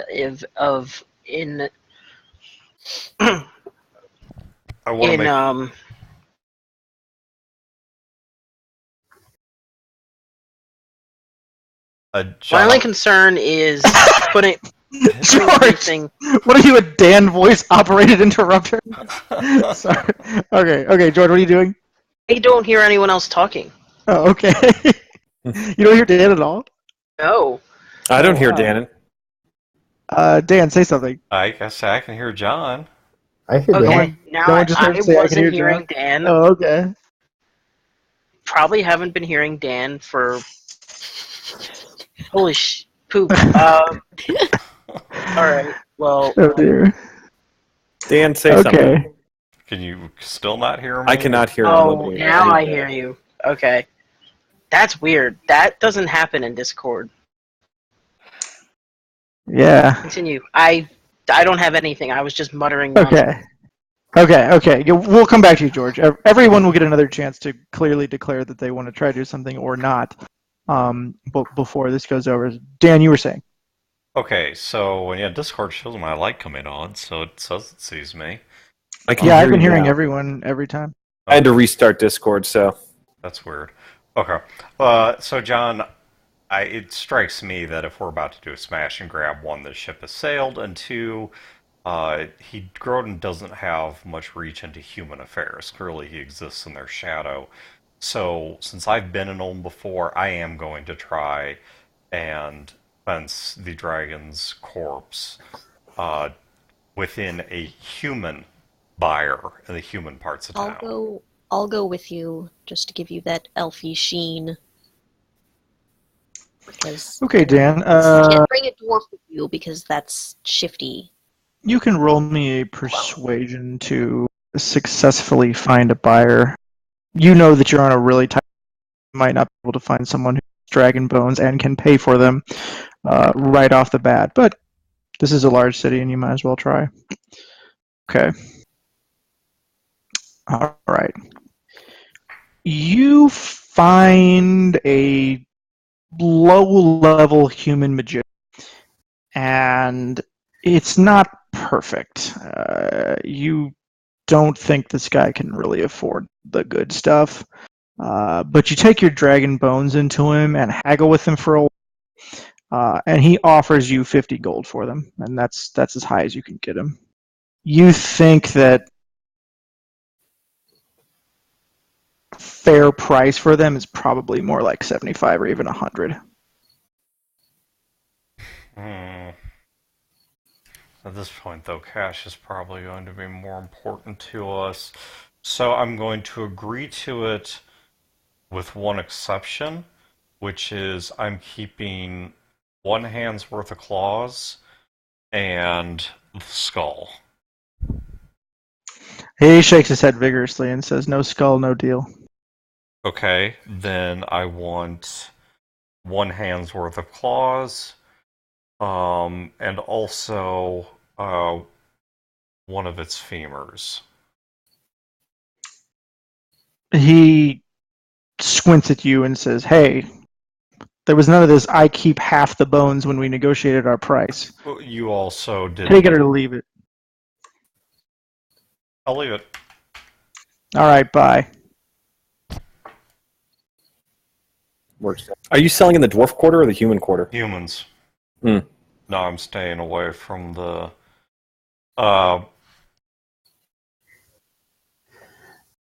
If no one objects, I'd like to go talk to Fina Nall. I'm fine with it. Go for it. All right. Who is going on the party over to Fallen? John, can I try one other approach with this? Instead of mages, can I? You said that there were earlier. You said there were exotic craftsmen in the city. Can I find a human craftsman? I mean, we kind of incorporated that into the D20 you took to look around selling. All right, then I'll leave it be then. Okay. If you wait for us to get back before you go see the elf lady, then I will come with you. Oh yeah, everyone has a chance. If you want to go to the elf quarter, everyone can go, even if you went on the bonus selling trip. Yeah, I can wait. I will come with you then. All right, Dan, Chad, George. Sure. Yeah, I'll go. Yeah, we'll go. I'll kill an elf gangster. Why not? Okay, you all set out toward the elf quarter. You have to walk through some of the nicer quarters to get it, and you get a little bit of the stink eye, but nothing like what Anna was getting in the dwarf quarter. Once you get to the elf quarter, you're extremely conspicuous as a party full of dwarfs and a demon human at its head. Oh my god, Inna's going to have to eat salad meat under the table. Pretty much. Have you ever even... There is a... Whoever has a bowel movement first loses. I can resist poison. There's no way. Elven guardswoman in light interlocking chain with some leather around the joints saunters up to Enna almost the instant you step through the gate into the quarter and looks at her and says, "What is this?" In Elvish. This is my ridiculous dwarf entourage. They'd like to meet Falene. You're joking. Fortunately, You're going to take an armed party of dwarves and straight into Lady Falene's study? Well, they're not gonna... Have you been hit on the head? Is that No, ale I smell? Do I smell dwarven ale on your breath? Unfortunately, yes. No, it's in my cup. You don't understand what we're saying because disgusted. you're they can probably be convinced to bind their weapons. Taking them away is just not Brand could be convinced to leave Again. his weapon. I mean, this is all in Elvis. I'm just drinking and belching. Freshmans were served. Yeah. She turns around, walks up to the inside of the gate door, which again is right here because she was on you instantly, and shoves a bucket in your hand and says, "All dwarf weapons go in that bucket before you proceed." She say this in You can Elvish? keep yours. Yeah, she says it in Elvish. translate, and I will be very amused when I do it because this is a bucket. I'll keep them safe. Apparently- I don't want them. No one here wants them. Apparently, you're not permitted to bring your dwarf weapons into Falene. Oh, well, Go in the so much for that, guys. I guess we gotta go back. I'd still like to talk to her. Yeah, I'll- I'm still going. I'll put my dagger into the bucket. She looks at you like you're a freaky dwarf with devil horns, which you are, and then I smile broadly with my You have 13 fangs. charisma. Spot does the double circle 2-leg flip off at her from underneath the cloak, and she's just like, "Ugh!" And then turns around and looks at Alban, trying not to look unnerved, and clearly is. I shrug and look like, oh, here we go, and I'll just put my weapon in the bucket because Bucket. it's not what I do. I look Brad? right there and say, this isn't going to happen. Bran, I have charged you with the door and ensuring our escape from this elven hellhole. You will stay out here and stand guard. Oh, yay, guard duty. My favorite. The elf Literally, says, "Bran, Cran lifts You his can warhammer watch and goes, the bucket. "For honor!" And then he stands by the door quietly. I'll leave the bucket Please with stay you." Oh, I'll guard the bucket, all right. And I'm guarding the bucket too. This bucket goes nowhere. Okay. Human? So You're with this menagerie? Edwin, why don't you put your retirement in the bucket? It's the safest thing on the entire planet. To be fair, it's a really nice bucket, guys. It's an elfin bucket. It's not a nice bucket. It is a bucket. Clearly been used for animal something or other. Yeah, I've got that nice dwarven ancestor hammer. Yeah, it's not going in there. Can wait here. I will guard the door with honor. You do that. That's when like John has like the zombie attack happen and the necromancer, like this huge epic battle that I cannot retreat from. And I'm screwed. And you have to hold the door to the human quarter with an elf who obviously hates you. Wave of babies. Yeah, thanks guys. Appreciate it. Thanks. All right, Edwin, are you wearing any visible weapons, and if so, do you put them in the bucket? They're not dwarven. She wants them in the bucket.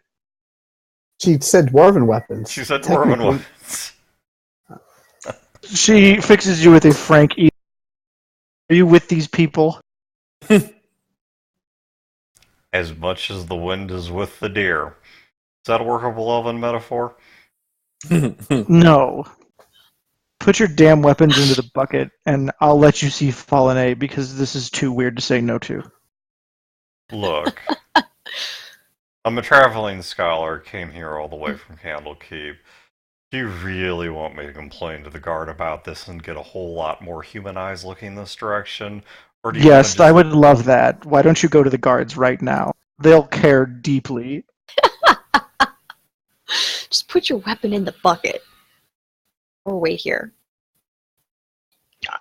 you can help Bran guard our precious bucket. His mouth is his weapon. I'm actually a little worried about him out here by himself. What? I've got my mini keg. That's part of the concern. It's an elven district. What could go wrong? I mean, they're just elves. Also part of the concern. Someone should actually probably babysit Bran. Bran, you guard the door. Edwin, you guard Bran from himself. Gollum, you leave the spider to watch both of us. Oh, Spot's coming with me. And Spot gives 3 spider legs, all tilted slightly upward, in agreement. All right, it's go time. I look at the elf, I look at Edwin, and I say, "Free Dragon Auntie?" Sure. In his money pouch. All right, we'll guard your bucket and play cards. The rest of you, get out of my sight. All right, so Edwin, are you staying back with Bran? Yes. Okay.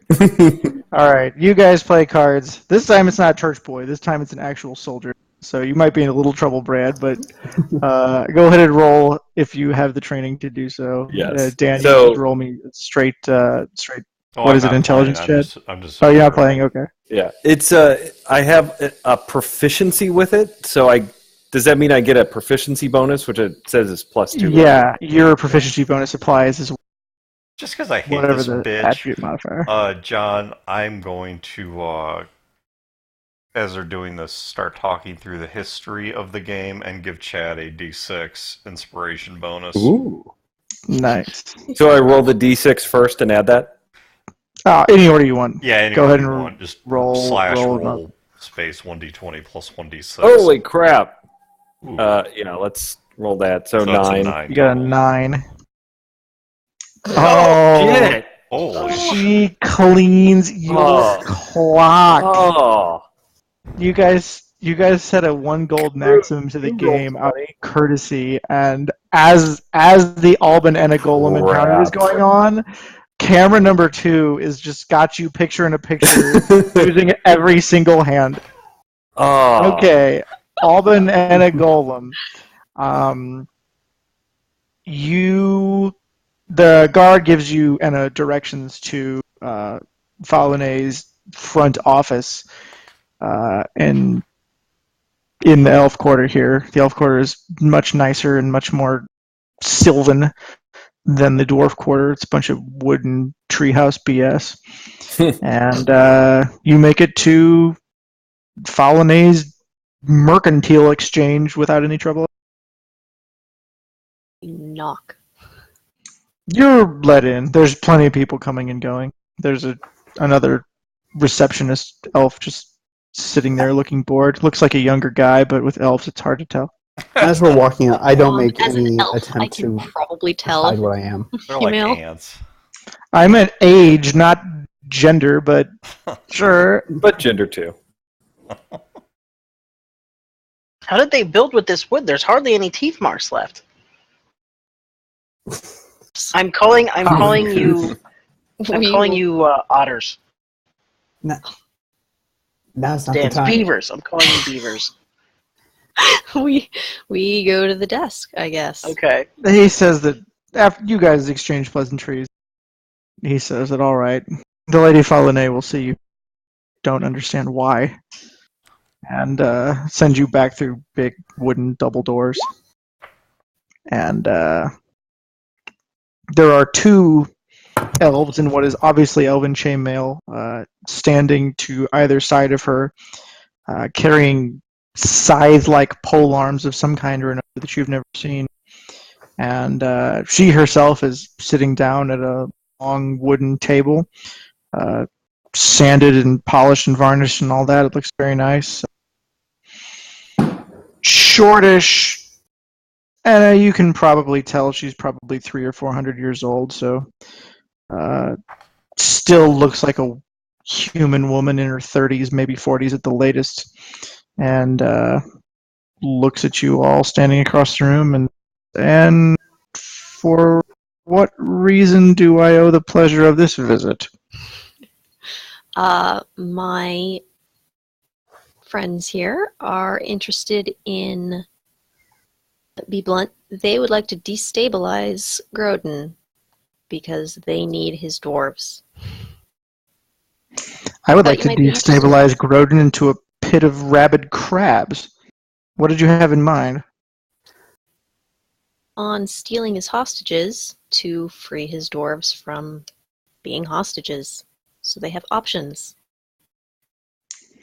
Oh, you mean his little academy?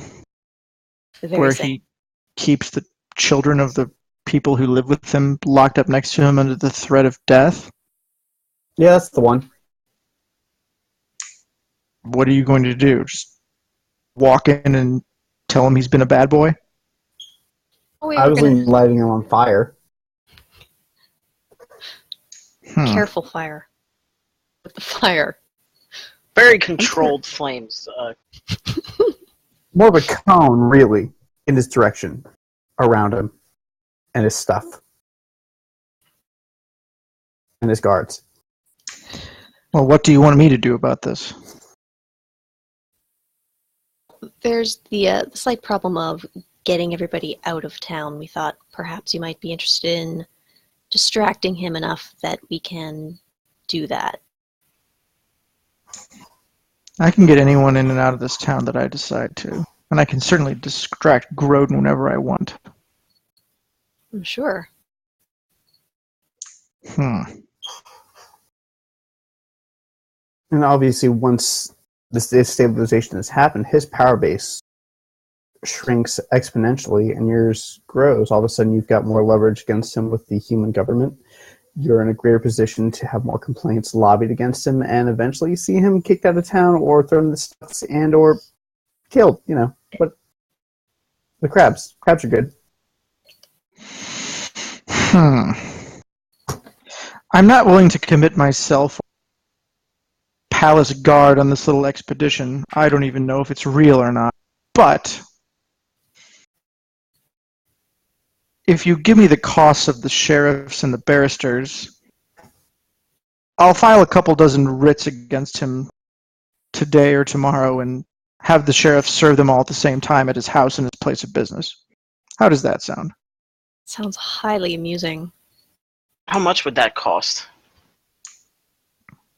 I suspect I could get it done for 50 gold. Goodness. We just made 50 gold. No, we didn't. I mean, Sure, we I have. mean, no, we didn't. Well, no, About to we make some didn't. gold. Because he didn't. Um, I'm reasonably certain we have that. I've got 30 gold on me right now. I have Yeah. 10. Okay, I've got enough to cover the rest. All right, so you guys are going 30, 10, 10? 30, 10, and 10. Yep. Done. All right, please delete that from your character sheets. You gather a bunch of gold out of your various pouches. She looks slightly disgusted that you have to confer about this and pool up money in little bags. Considering But it's Not all wealthy. you come up with it, and she counts it one at a time, checking the mints and rubbing them between her fingers. And they check out, and she says, "Very well. You wanted me to do this tomorrow?" Is that what our plan is? I'm pretty sure yes. Yes, yeah. We'll do it at the time our plan is happening. I will have a commanding majority of the bailiffs in this city all attempting to shove papers in Grodin's face all at the same time. You've made a wise investment. Else, the amusement I will get. Wow. Plus, you just made a very tiny profit on 50 gold plus your own goals and things advanced with relatively little effort on your part. Oh, this won't be a profit, my dwarf friend. There isn't a bailiff in this town who actually goes and executes a court order without being paid by whoever wants it done. This is going straight into the coffers of the humans, which I suppose will have to be tolerated for now. I think he means For now. eventual profit. Well, all right. no service fee. Quite generous. If your little group hamstrings Grodin tomorrow, you can consider yourselves welcome in the Elven Quarter in the future. Even the dwarves. Just talk to me first, because if the guards don't have appropriate notification, they'll do horrible things. They made Yeah, them, they put stuff in a they made bucket. them put their weapons in a bucket. It was pretty funny. Of course they did. John, I want another action before they come back. Okay, this is wrapping up. You guys are eventually politely but firmly dismissed from Fallen, and you see her call in a bunch of well-dressed, unarmed, unarmored elves after you leave with quills in their hands and a bunch of wax and seals, and they start scribbling writs as fast as they possibly. Okay, they're on their way back. Dan, what do you want to do? So as Chad's losing his money to this Championship 3-dragon anti-player who I thought was just a guard, but is like a platinum ranked. While she's playing against him, The You know, Turtle several Watch World Series from the champion. sleeve. I'm She's wearing several World Series of 3-dragon anti-bracelets. Yeah. pacing around her, saying, "So tell me, Elf, has staying in a city, has it dimmed your senses? Do your eyes not see as well or far as they used to? Do you not smell the nuances that you used to, the scent of various plants, the comings and goings of the seasons?" What kind of elf was she? She looks like a high elf. A high Yeah, gambler That's elf. what I thought. Has it dulled your She wits to sit here holding a says slop no. bucket full of stinking dwarven weapons? Hey. To the point that you don't even know who actually runs the city anymore. To be so deluded. To have so many gonna get a slap in your distractions face, man. around you. Okay, John, what I'm doing is I am boosting her coin purse and I'm inflicting her with cutting words. She gets no save against this. Her roll to check to notice what I'm doing is at a d6 penalty. So I make the pickpocket Game check. Master, before you make this roll, We're gonna steal. if you get caught stealing from law enforcement, you might blow this entire operation. I'm going to let you do it. This is your game, but this is an outrageous risk for no. With that said, do you want to do it? Yes. Okay. Oh my god. Hey, just so you know, Bran is lawful good. It's dwarf law, so it's kind of a violent lawful good, but he might not be down for you stealing from law enforcement. yeah, he might.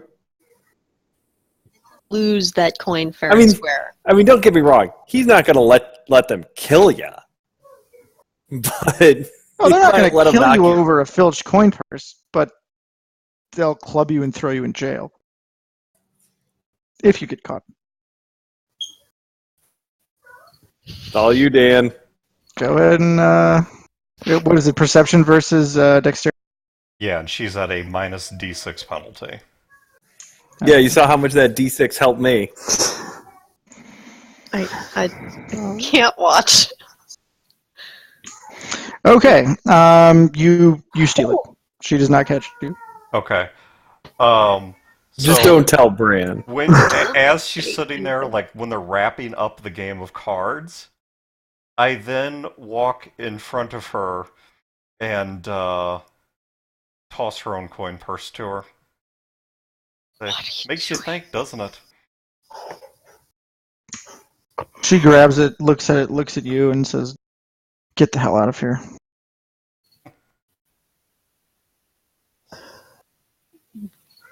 What? Why?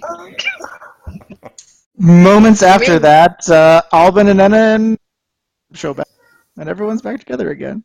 Hey guys, your stuff's safe. We cut a deal. We should have less problems. Should have. Probably. There'll still be problems. Bucket and kind of side-eye the guard who looks super annoyed. Yeah, this guard looks like she's at the brink of boiling over. You might want to get your weapons and leave. Yeah, I'll go ahead and just grab my dagger and say goodbye to the guard and walk away. Everything went great inside. I think everything is definitely looking better for our plan. Then as we walk away, I will whisper, "Prit, what did you do? Why does she look so pissed?" I she was gonna apparently look. the three-dragon anti-champion of 3 years running. Well, that wouldn't have made her mad, so... I would... whatever, it's you. No, I blame they're you. elves. Okay. Yeah, blame Bran. It's Bran's fault. Not Bran's fault? Bran? Did something happen? I lost at cards. Honorably. Did All right. Did you Did lose? Or Edwin did you lose? While we're grilling Bran. Oh, I'm just walking. I'm saying nothing. I bet you look shifty as shifty. Oh, I don't even look at Edwin. I just assume he was doing something reasonable the whole time, because Bran is the troublemaker.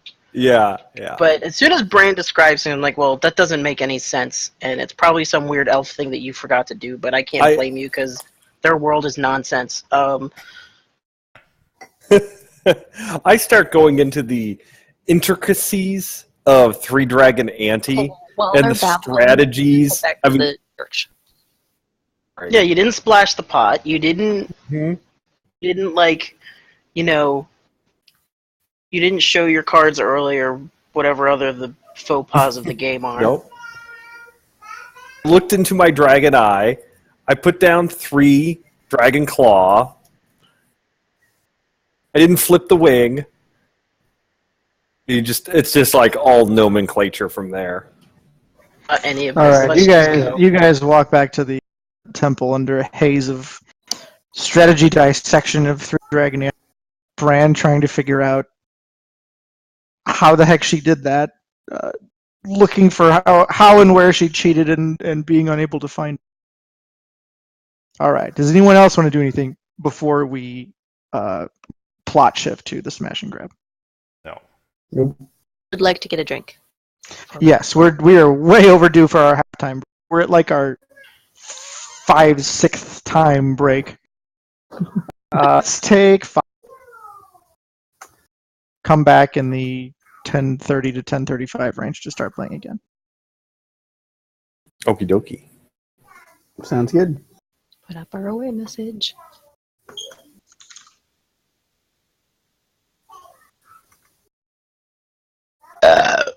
I'll be right back. Exactly.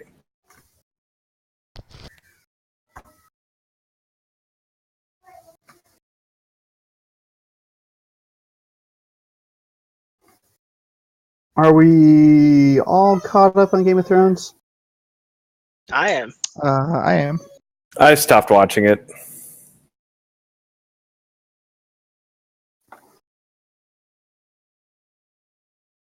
So go ahead and spoil whatever you need to spoil. I was just posting an image in the chat. Yeah, I saw that.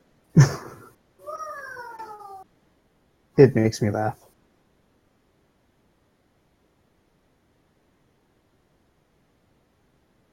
I have not seen it yet. I'm going on Thursday. I don't know if I'll go see it or not. Oh my god. Yeah, the irony. Instead of brother and sister, I think it's like Aunt and He uncle, banged or his aunt and aunt. nephew. It's just funny, season 1, everyone was like, ew, incest, and now everyone's like, yay, incest. Rhaegar was her brother. He's banging his aunt. It's aunt banging. Marky got with Sharon. Sharon got Charisse.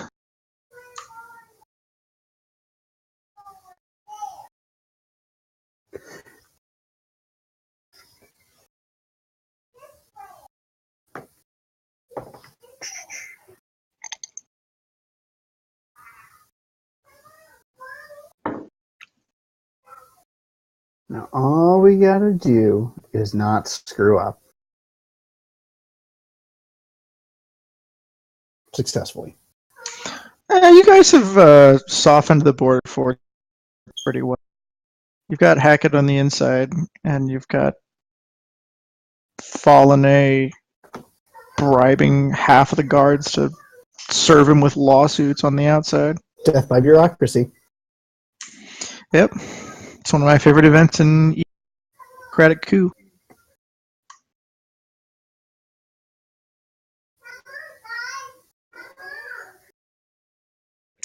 I've gotten into the habit of telling people I'm a bureaucrat instead of telling them I'm a lawyer. When you say you're a lawyer, you hear their legal problem. When you say you're a bureaucrat, they stop talking to you. Mm-hmm.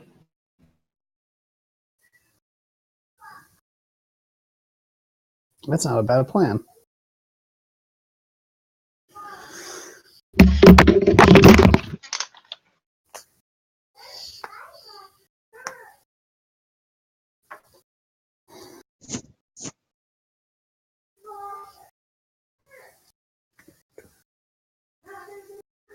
I'm gonna grab some water.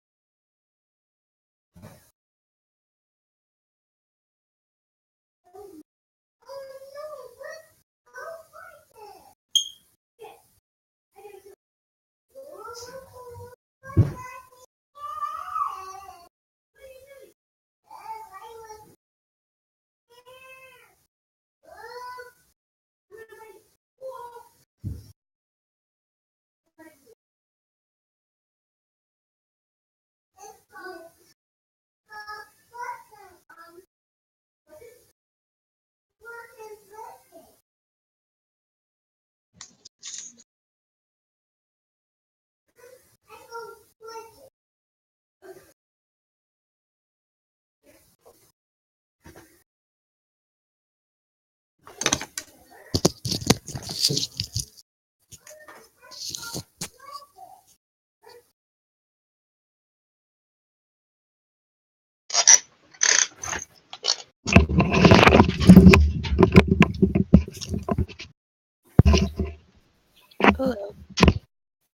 Hello.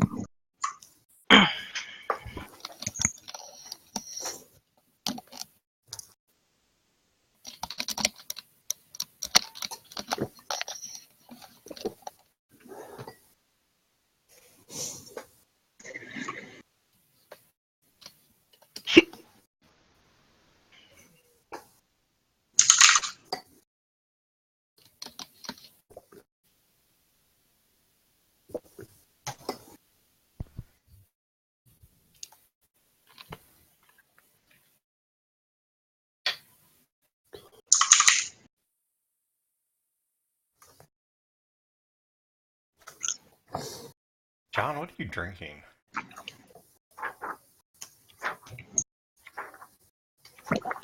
Brandy, of course. And water and tea.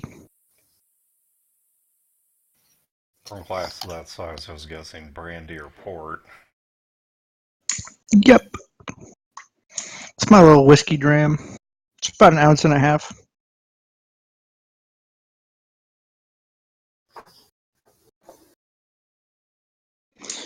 One must maintain the correct side of the Balmer curve when game mastering.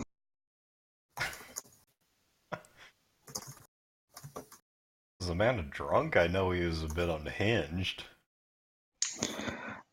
I don't think so. I don't know exactly how he became so. But I think it arose naturally out of the programming community of the 80s or 90s. But Steve Ballmer? Yeah. well, the term Balmer curve refers to like getting a little bit better at working with computers when you're a little drunk, but then getting very, very bad at it once you've crested the hump of the curve. I have found that to be true. It is completely true. A little bit of lubrication, you work better. But yeah, it's like bowling. God, I love bowling. Everyone bowls better with a beer or two in them. Get a whole bunch of beers in you, and you don't bowl so well anymore.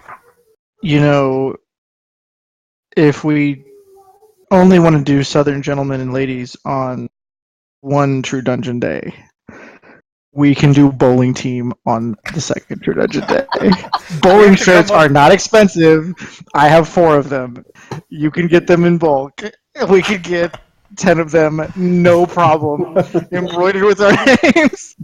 Okay, and like all wear khaki pants. If we're gonna do that, then I already know the team name because I want to do a throwback to one of Chad and I's great traditions. I want the Walls of Rome with a man standing atop it with a bowling ball raised high. We will be the wall ballers. That works for me. I don't know what putting custom logos on these things costs. A name, but sure.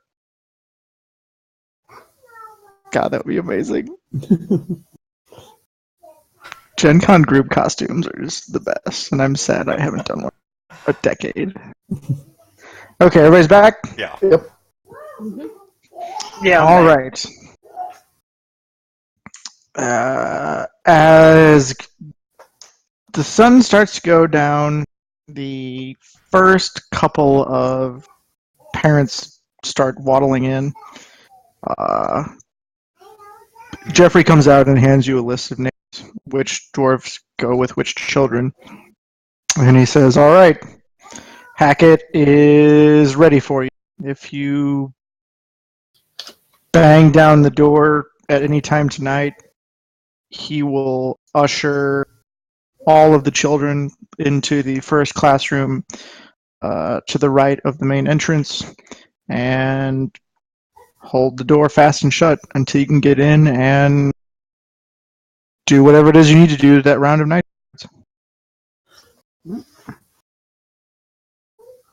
As we get ready to go over there, I cast Mage Armor because I'm good at this. I'm going to send my acolytes out to get everyone here and make sure those who don't show up extra encouragement if they have children at the academy. Good So unless you all need anything more, I wish you the blessings of the ancestors and the descendants. We'll make ourselves worthy of those blessings. Time to storm the castle. All right, you guys ready to go? What are you doing? Stuff. You want to do this? I know how Bran wants to do this. He just wants to kick in the front door. It's simple. It's a plan. It's a good plan. It is a plan. It is a plan. Yes. You know what's going to get us killed? Overthinking and sobriety. So what gets you robbed? Mm-hmm.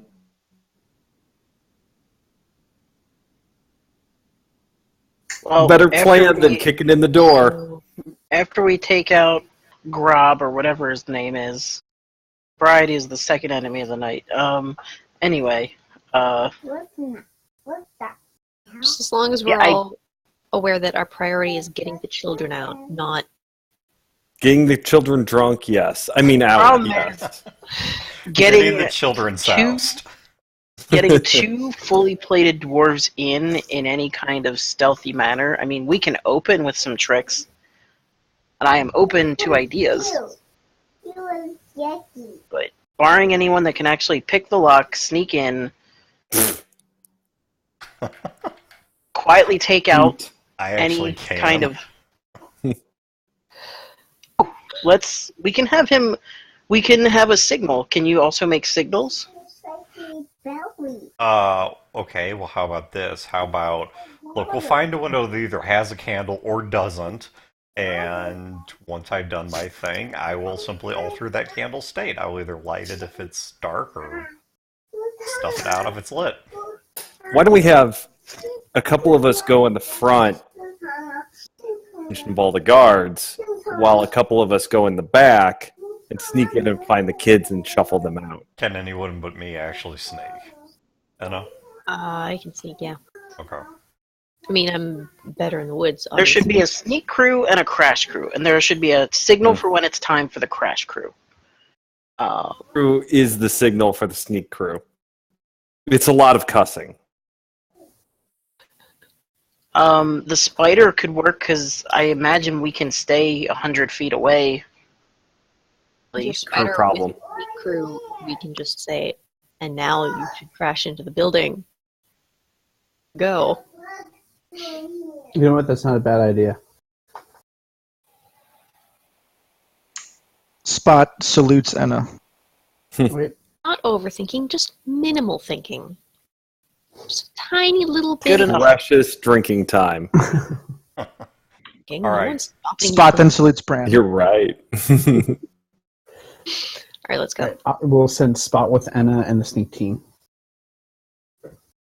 Alright, John, I'm gonna start scouting out the back and sides of the building, looking for anything, a loose window, just some other way in, other than the front door. Even a back door would work, I guess. Door, window, and You find a door, and it's actually unlocked. Okay, then I'm going no one to would dare break in here. engage silent running and let myself in the back door. All right, give me your check, please. Anna, are you also here and doing this? Yes. Doors. Okay. I can make that sneak slightly better. No, you're a loud crew. Well, it lasts a minute, as long as Oh, it doesn't nice. take a long time. I don't to- think we're going to have a problem. You guys Wow. get in the back door with nary a. I don't think so. Because we came And into these special the- classes and there's just some woman back there with a pot on her head repeatedly hitting it.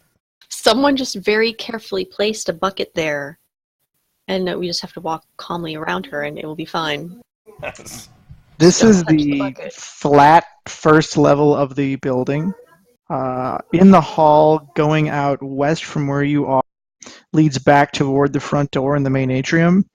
And the first classroom on the right is going to be up there on what is now your left. We should sneak into there so that we're ready for when the children arrive.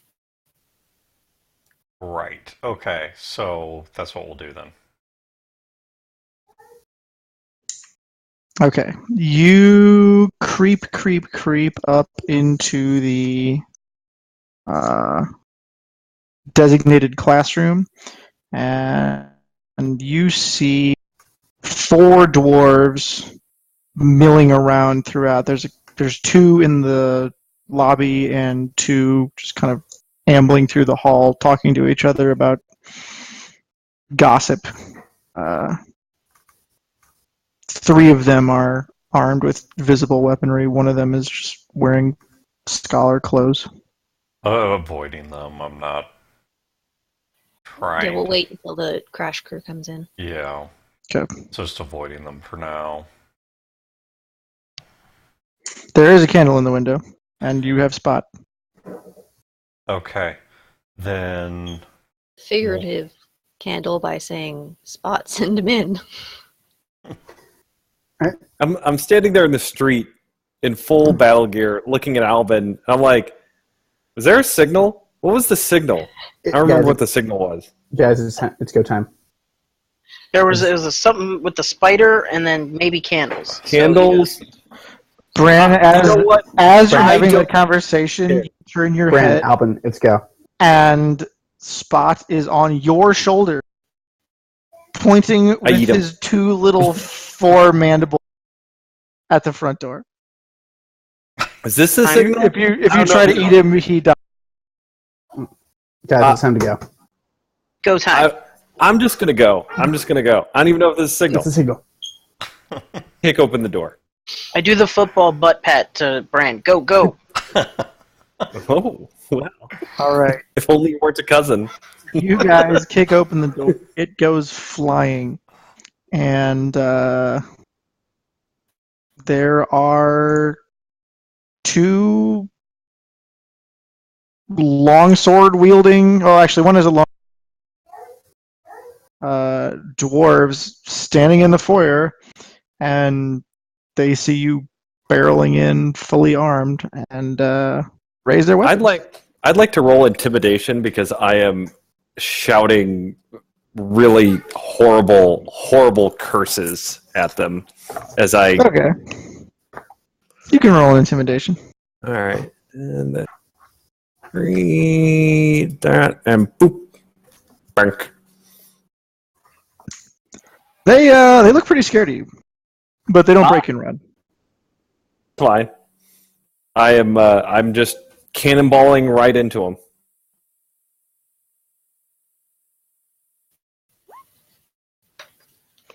Okay. Is my initiative just my dexterity? Yeah. Yeah, dexterity mode. Oh, we're doing initiative? Sorry. Were you going to try for a stealth check?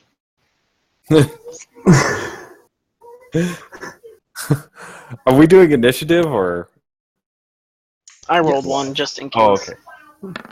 I was an 18. I'm going to come out holy guns blazing. Don't worry, guys. I'll go last. Gotcha.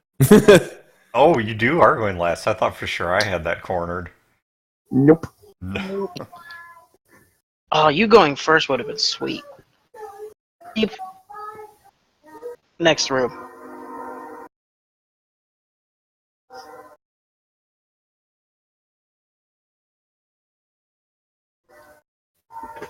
Who is going first? One of them, I One think. One of my for baddies. rolls, Hold on. I'm putting everyone in order. For my part, I'm going to play with the cards I just found. Don't blame me. Trick is to hit him really hard with the hammer. Well, yeah. Oh, the Joker. What could it mean? Wait, are these in order? No, they're not. Good. A draw. Roll one. Chad, did they just have playing cards in there, or did they have Usually. other? They have roll Stealing tables. I'm really just more clicking, to be honest with you. You just said you just stole a card from my hand. I did. I don't even know how I gave you the card, to be honest. I was saying, because what would be even better while we're waiting is because some games now use these as a mechanic. Is if they had tarot cards in there, you could do tarot readings for us. No, they just have these Gennaro cards. I'm just playing cards. Do you see my cards? I do. I keep putting them across the table. They're very popular Not a good hand. playing solitaire on Roll20. Oh, I can flip. I take. God. Ooh. All right, I've got the initiative set. Bran, as soon as you barrel into the room, there's one of the dwarves in scholarly robe turns around and just throws his hand up to, and the color spray blasts out from behind it and tries to blind you. Let's see if it works. John uses color spray. Do I have to Is it super effective? save or something? No, but he has to roll 6d10 and get more than your total hit points. So what's your HP total? 24. It's gonna happen. Who else is in that cone? Just Bran. And the spider. Oh, it didn't happen! Ah! Get wrecked! Kidding me? Yeah, thank you, Roll20 with your shitty random dice rollers.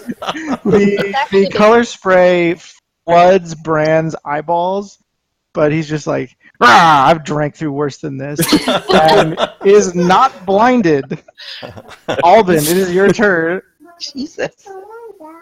The guy that just color sprayed up in his face, and first comes a perfectly reasonable and normal hammer smack.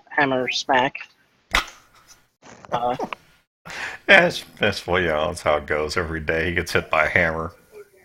Or, I'm sorry, Right. doesn't get hit by a hammer. Hammer appears to my right, glowing in the air. And that now takes a smack at him. It is my spirit weapon. It is the weapon of the ancestors, bringing justice to these fools. They're getting smoten. You should roll It hangs higher out than a 2 if you want it to hit. Or was that your roll for that hammer? That's just one of my hammers. That one, my spirit hammer does a little better. It's got the ancestors behind it. All right, roll damage for your spirit hammer.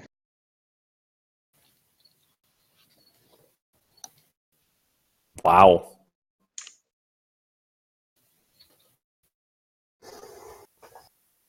There. 7.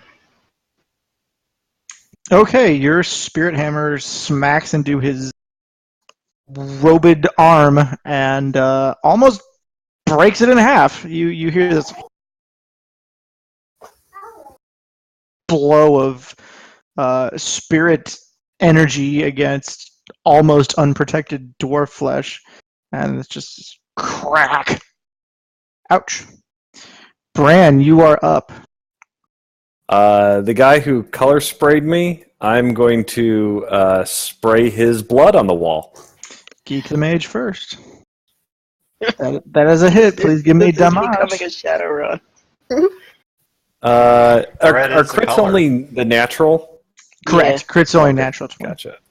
Except Oh, for well, you, they're 19. 19 or 20 now. Well, yeah, because you have fighter. So that is D8 plus 5. And, that.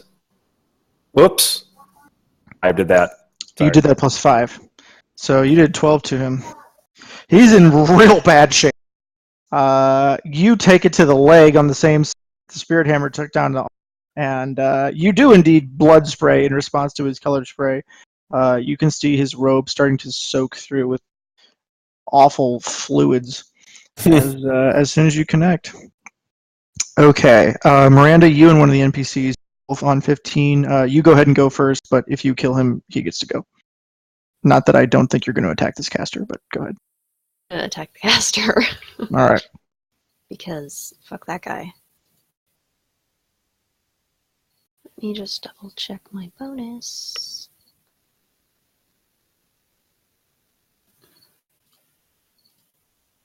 I get an extra bonus because he's injured, I'm pretty sure.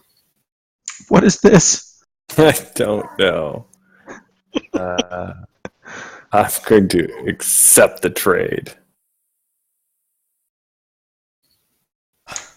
Thank you for the card. You're welcome.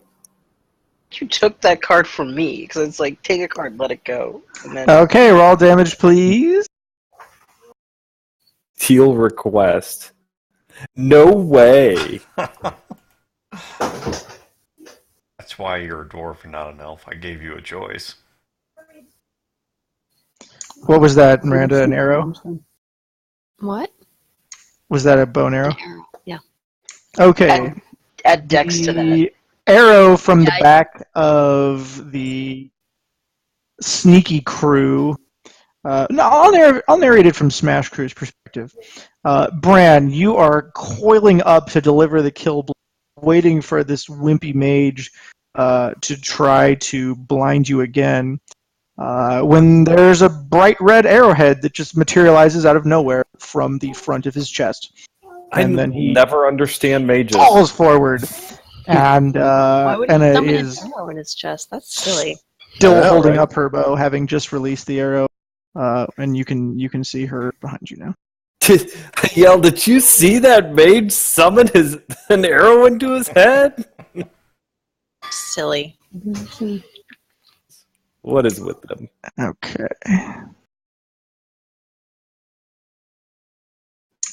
Anna, from behind you.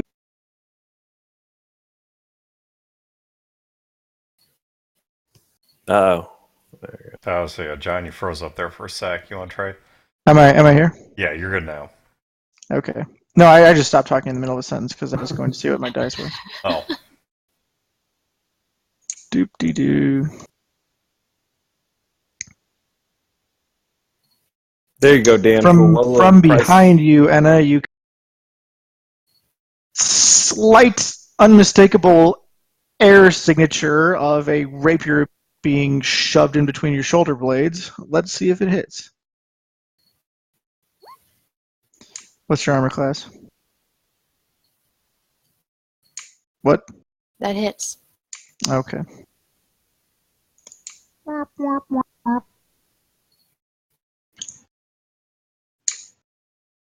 Okay. $8. I know, right? I mean, it'd be funny if it was like free or 79 cents or something, but yeah, I'm not going to pay $8 for just a joke. All right, Anna, you take a point backstab from a rogue that you did not see before. You actually don't even see him yet at all. You just feel the searing pain of a blade entering the flesh of your back, straight on, puncturing through your leathers. Rude. So wait, I'm a little lost on what's going on here. I thought like Anna and I were in an upstairs classroom and they were downstairs having kicked open the No, front door. you're in a classroom that's immediately the side of the atrium. You just managed to sneak by everyone because they rolled a 1 to see you. But then Anna rolled out to shoot at the combat going on in the atrium. Okay, so And a rogue that was tailing this whole interaction, then saw Anna and backstabbed her. okay. How'd he get behind me? We're right in the doorway of the room we're supposed to be in. You had to maneuver out to shoot into the atrium. You couldn't shoot through the wall. Okay. I'll fix his little red depends wagon. depends on the wall. All right. There is a burly guard dwarf who flies into a spittling rage and then flings himself with his own great axe at Bran, coming in for a deadly blow.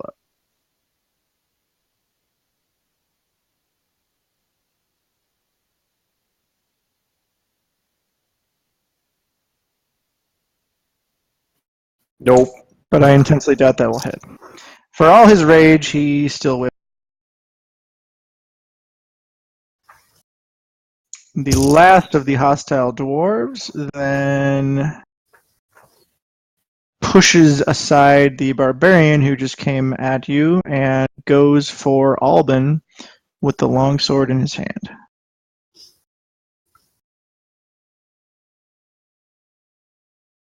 But he misses too, because he stinks.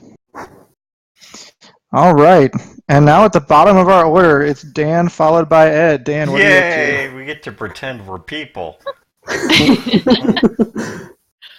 You are currently undetected and facing the back of the rogue that just himself stabbed Ed in the back. Super set him on all the fire, by the way. Yeah, let's do that. Or explode his head. Whatever you want to do. It's Oh, fine. that's my speciality. I know. It's your best move. Bar's So- very good. This will make a fine addition to my collection. John, I just laid out the room and creep up behind this guy, just whisper into his ear an infernal die. You do your 3d6 plus fear thing. Yep, so he, first of all, he gets a charisma, or he gets a, the heck is the friggin' saving throw on this? Wisdom save, target of 13. Okay. His wisdom is only +1 because he's a crappy rogue. And he rolls a 2. Okay, so he takes 3d6 and then the immediate fear. So, roll 3d6, so there's his damage. He takes 11 damage, and instantly he will run past me. You're all right. Yes, he's going to run runs- past me and around. So whoever he passes gets a reaction attack on him. Well, he's going to go straight. You came in through the eastern hall, and instead of going into the atrium, he is going to fly straight down the way as fast as he can. No, I said I was creeping up behind him. Oh, so you want to direct him into the atrium? Yeah, so he's running into the atrium now. Okay.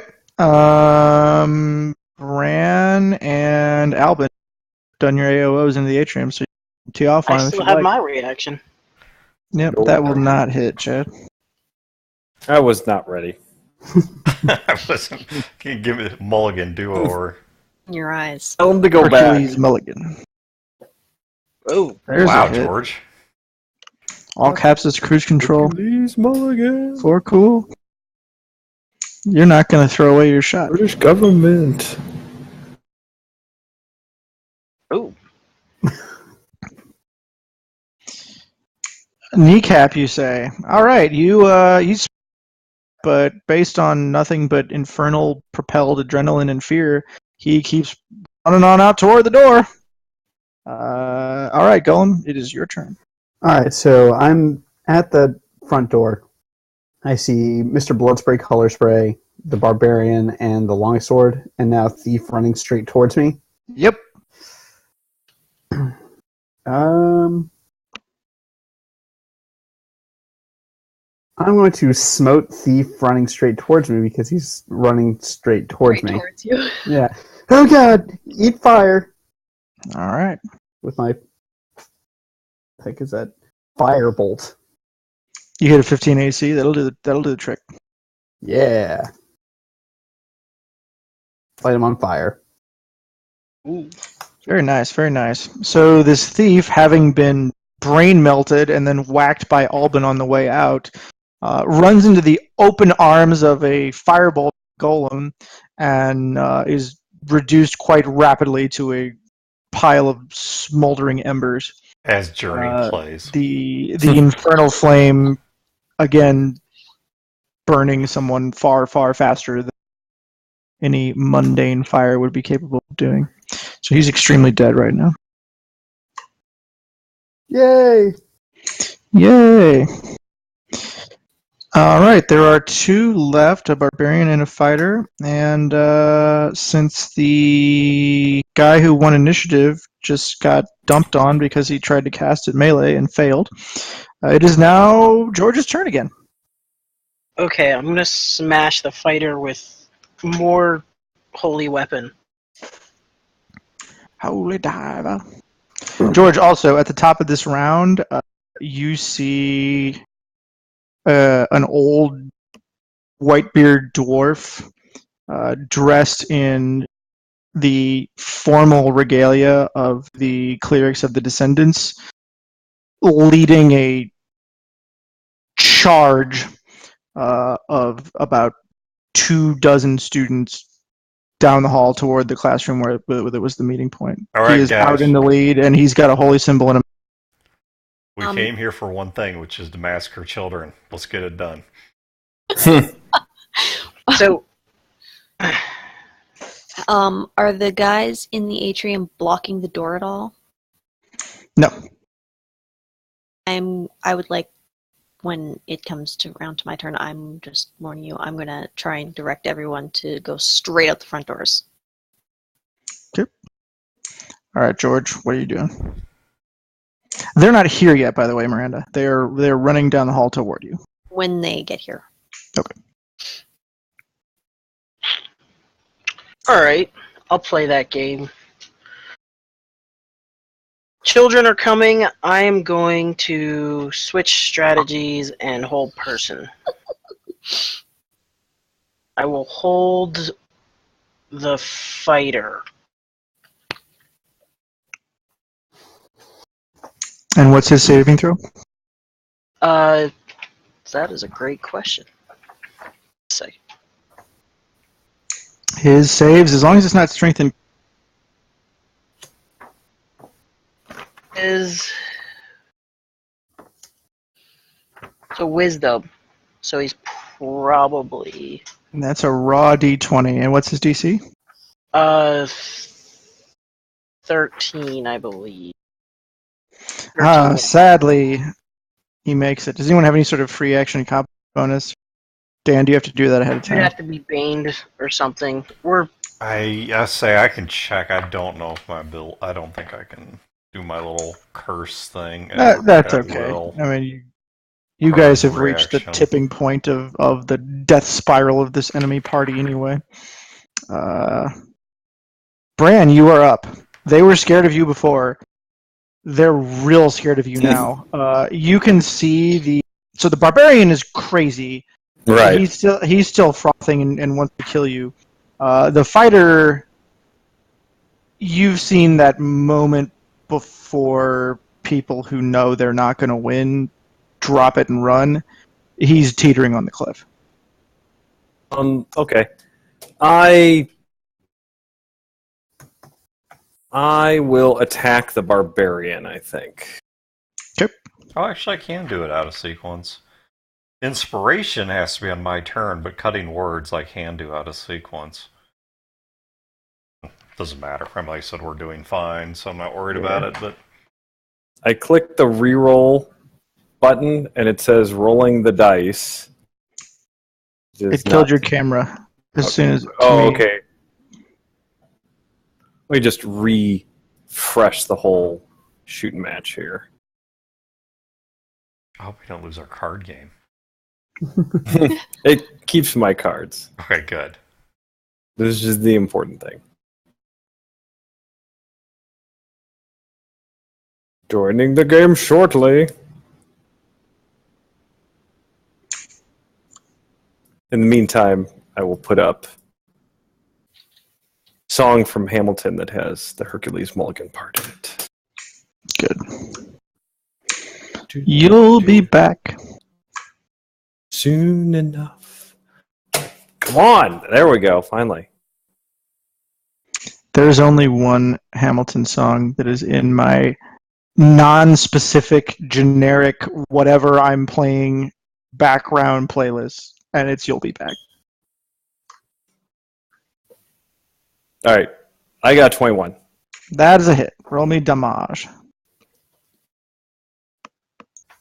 Yay, I think it was plus 5. Yep. Yeah. Yeah. 7 damage? Okay. That's a decent hit against a level 2 fighter. My Hamilton ticket's in. Super pumped. Yeah, boy. All right, you bash him across the head. He's got a helmet on, so you don't decapitate him, but you've been in on the head with a helmet on, and it's not pleasant. Yeah, You you definitely rings your bell. broke some little bones on his face, and his bell is quite rung. All right, Rando, you're up. I'm gonna shoot the same guy that. All right, whack the barbarian. And I did my bonus wrong last time, apparently.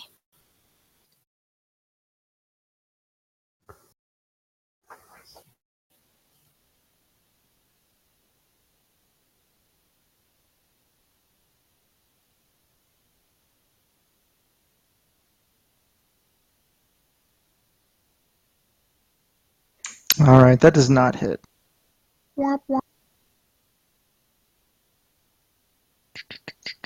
Okay.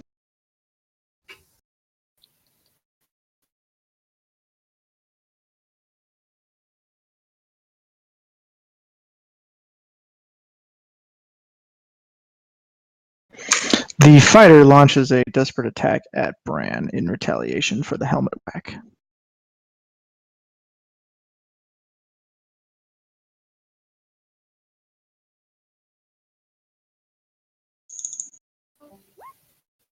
I thought he was attacking the barbarian. I doubt that hits. That's true, he was attacking the barbarian, but the fighter attacked him anyway, because he's Silly. right there. Attack me or? Yeah, you have more than 12 AC, don't you? Oh, Chad? no. Oh, yeah. I'm pretty sure. My AC is 21. Nice. Well, the barbarian tries to kill George. George. George Freeling. Accept you. How did There's a George? knock on your door, George. Don't answer it. Oh, do you have a 19 AC, Jorbus? That doesn't hit. I am also a very heavily. I have 20 AC. Nice. You guys are just dodging bullets. Dan, There you're up. are How many of them are left up? There are two. There is a fighter who's very, and a barbarian who's enraged and is just doing his rage thing. He's not wavering at all. It's just I might be able to deal with this. how might?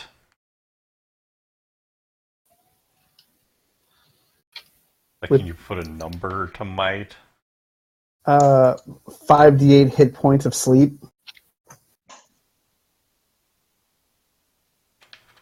That would certainly be acceptable. Barring I don't roll all ones. Yeah, like they did.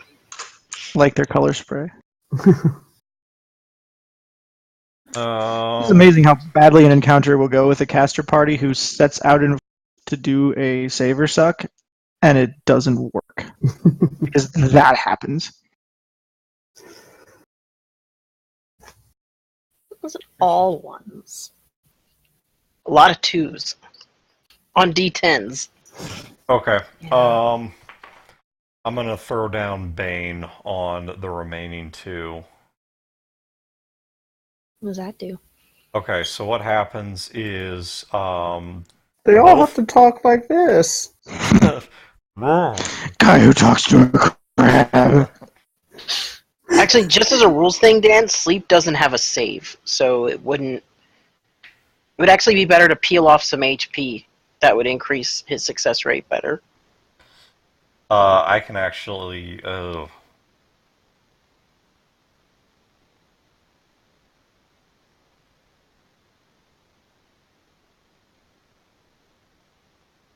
Well, I can attempt to save or suck on the. Okay, fine. I'll switch it up. At George's request, I will switch it up to a Dissonant Whisper instead of Bane. So he has a Wisdom save, target of 13. I'll do this on the Barbarian.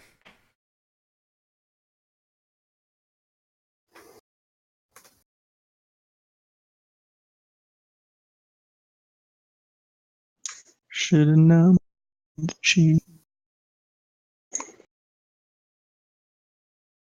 Oh, he made it. Okay. Ed, you are up. Pulling out my crystal hammer focus, I look at the two barbarians and kind of get a side-eye or a sideways grin and go, God, being guards must be just so exhausting. You should all just take a nap. Yeah, buddy. Yeah, 24 boy. hits. You still get half your damage there, Dan. So if we need... Oh yeah, that is. Yeah, I don't get the fear effect, but I do still get half the damage rolled down. So that's right. I forgot there's a.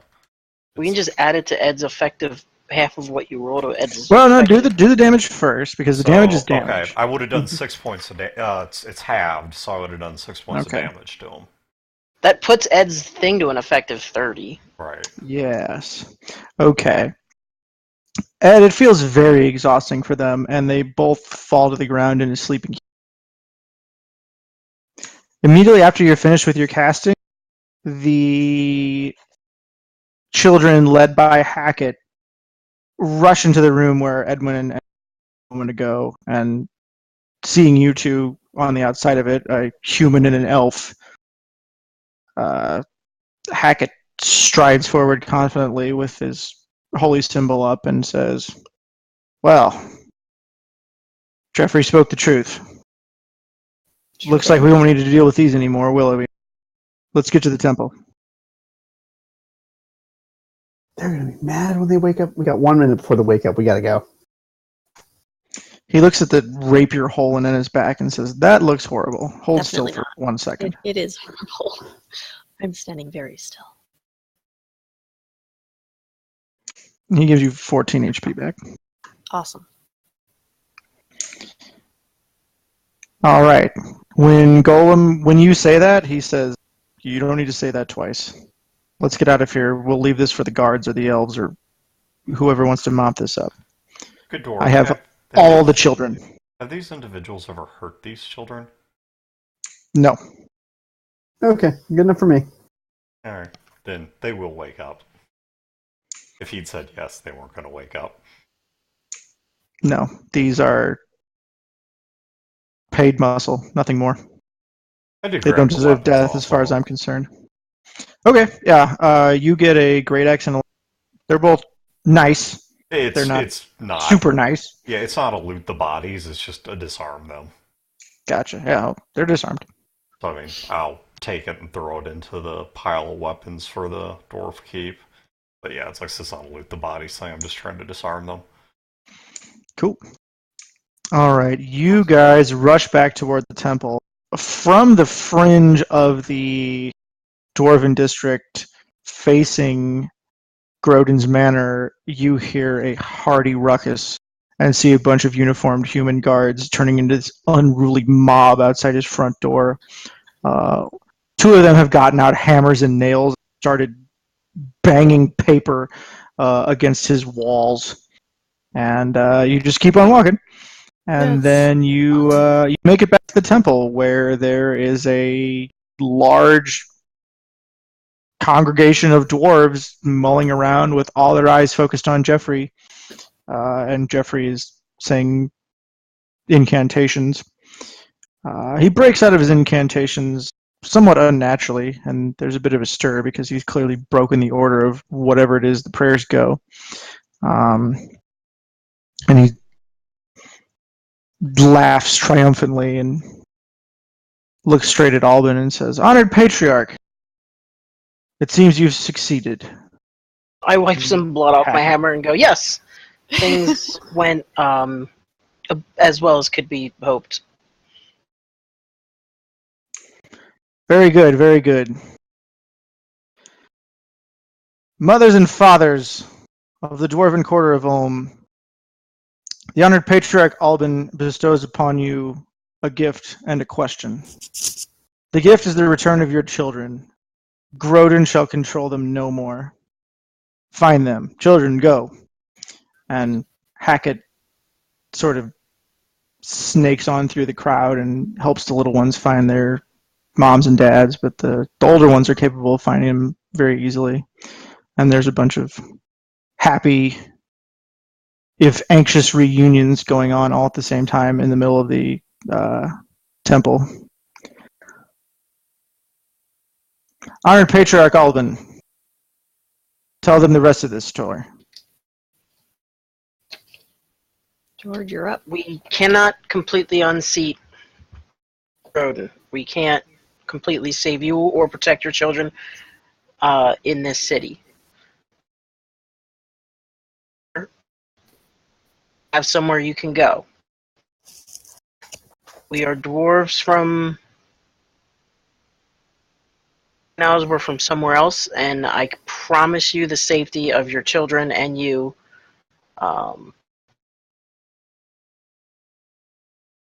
Force you to come with us, but I highly recommend you do for the safety of your children and yourselves, as this, I do not believe this city will be safe for you anymore. Promise you, you'll be going to a safer, better place. Just come with us. There's a We're leaving. murmur. I There's a understand this murmur is your that home. breaks out among the crowd, among the children and the parents. And the children sort of look at their parents for what to do, and a bunch of the parents in the front couple of pews look over to Jeffrey, and they say, "Honored priest, what should we do?" And Jeffrey says, "Follow the honored patriarch Alban. All of you should." And then they look around and murmur for another moment, and it's clear that some of the grown-ups are looking at a relatively smaller handful of the other grown-ups for advice on exactly what to do, and they huddle for a minute and talk only for 30 or 45 seconds, quite quick for a decision of this magnitude, and said, "Very well, honored patriarch. We will follow you to our new home, away from the shadow of this terrible place." Jeffrey looks out upon Brant leans over to Edwin and goes, "Into the shadow of a potentially worse place." Yeah. I don't think it's The worse. definitely worse place is where we're going next, though. Jeffrey says, We're going to Studio. "Very well, my sons and daughters and sisters and brothers. If all are agreed to go with the honored patriarch, I will join you. Honored patriarch, will you take me as your deacon?" Absolutely. Jeffrey, I would be honored to have you. You've served bravely and faithfully. I'm humbled by your choice to serve under me. Very well, then. I declare this temple in the care of the hands of the ancestors until the to need it once again. He does this crazy, elaborate hand gesture. It seems to satisfy all present. You've made a Lead brave the way, choice, honored citizens. patriarch. Take us to our Will new do. home. Follow me. The roads are quite clear outside the temple. There are no Grodin patrols to be seen. For that matter, there aren't even any human patrols to be seen. You I guys can marched make a them as... beeline. Yeah, I marched them as quickly as... out, you know... No to- ruckuses.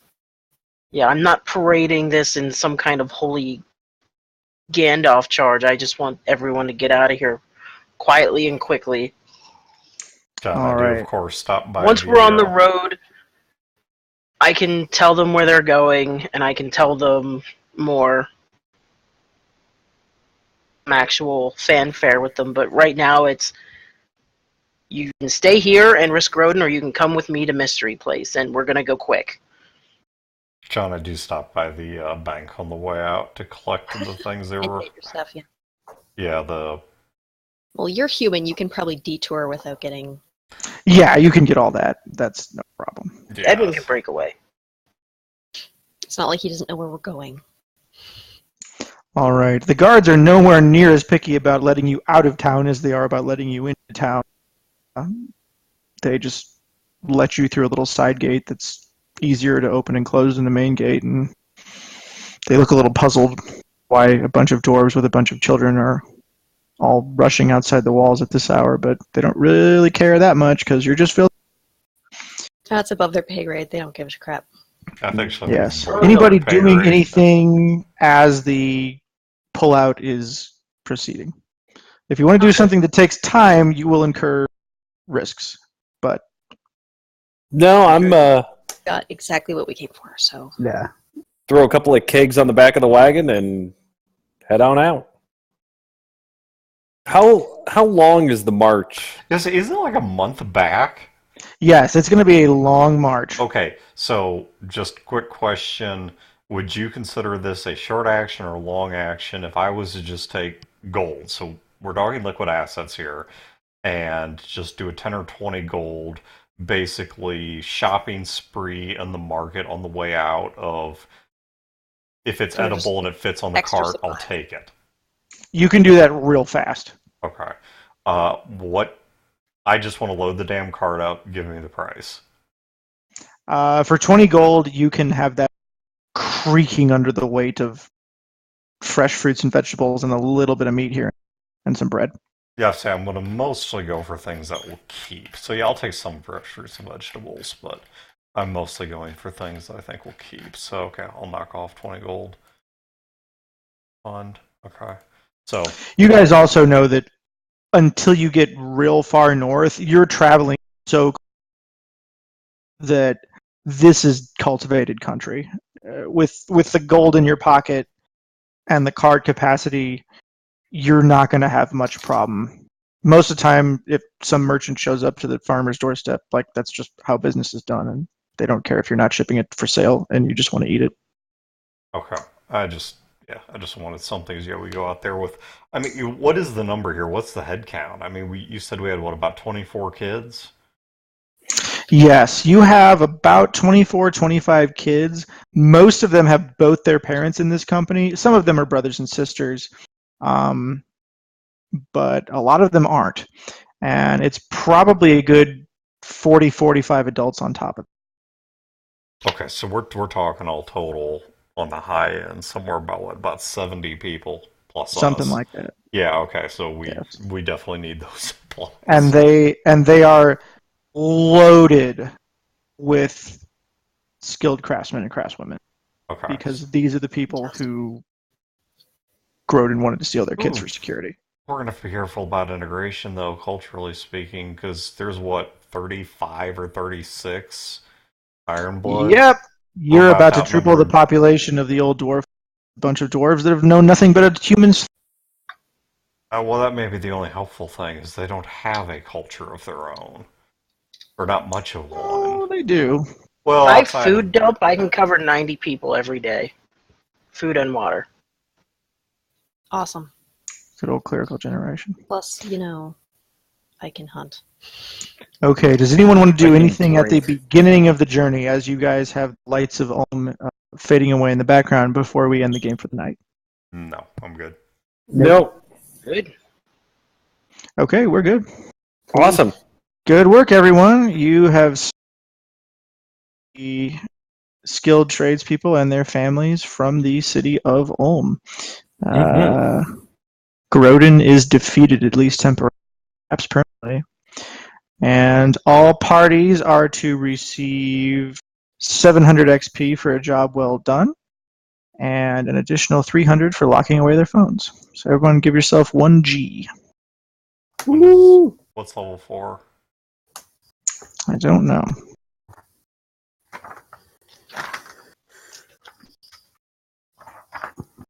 Level 4 is 2,700 experience points. Okay, so I'm 200 shy. And What do you have Edwin, for you're probably level 3 3. by now.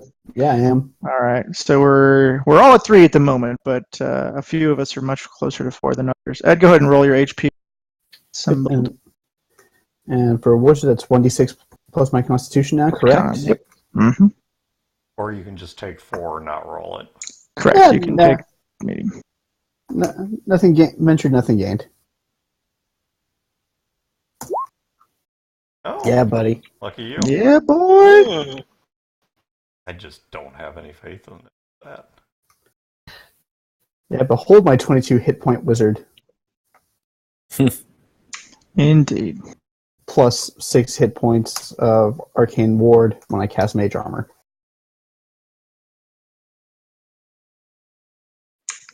All right, I am going to Beethoven George today for realsies. Yay. Even though you didn't do something embarrassing and overly honest. Dun, dun, dun, dun. So you have to give the summary again next, but you actually get the Beethoven. Well, 2 weeks from now. So it's a good deal.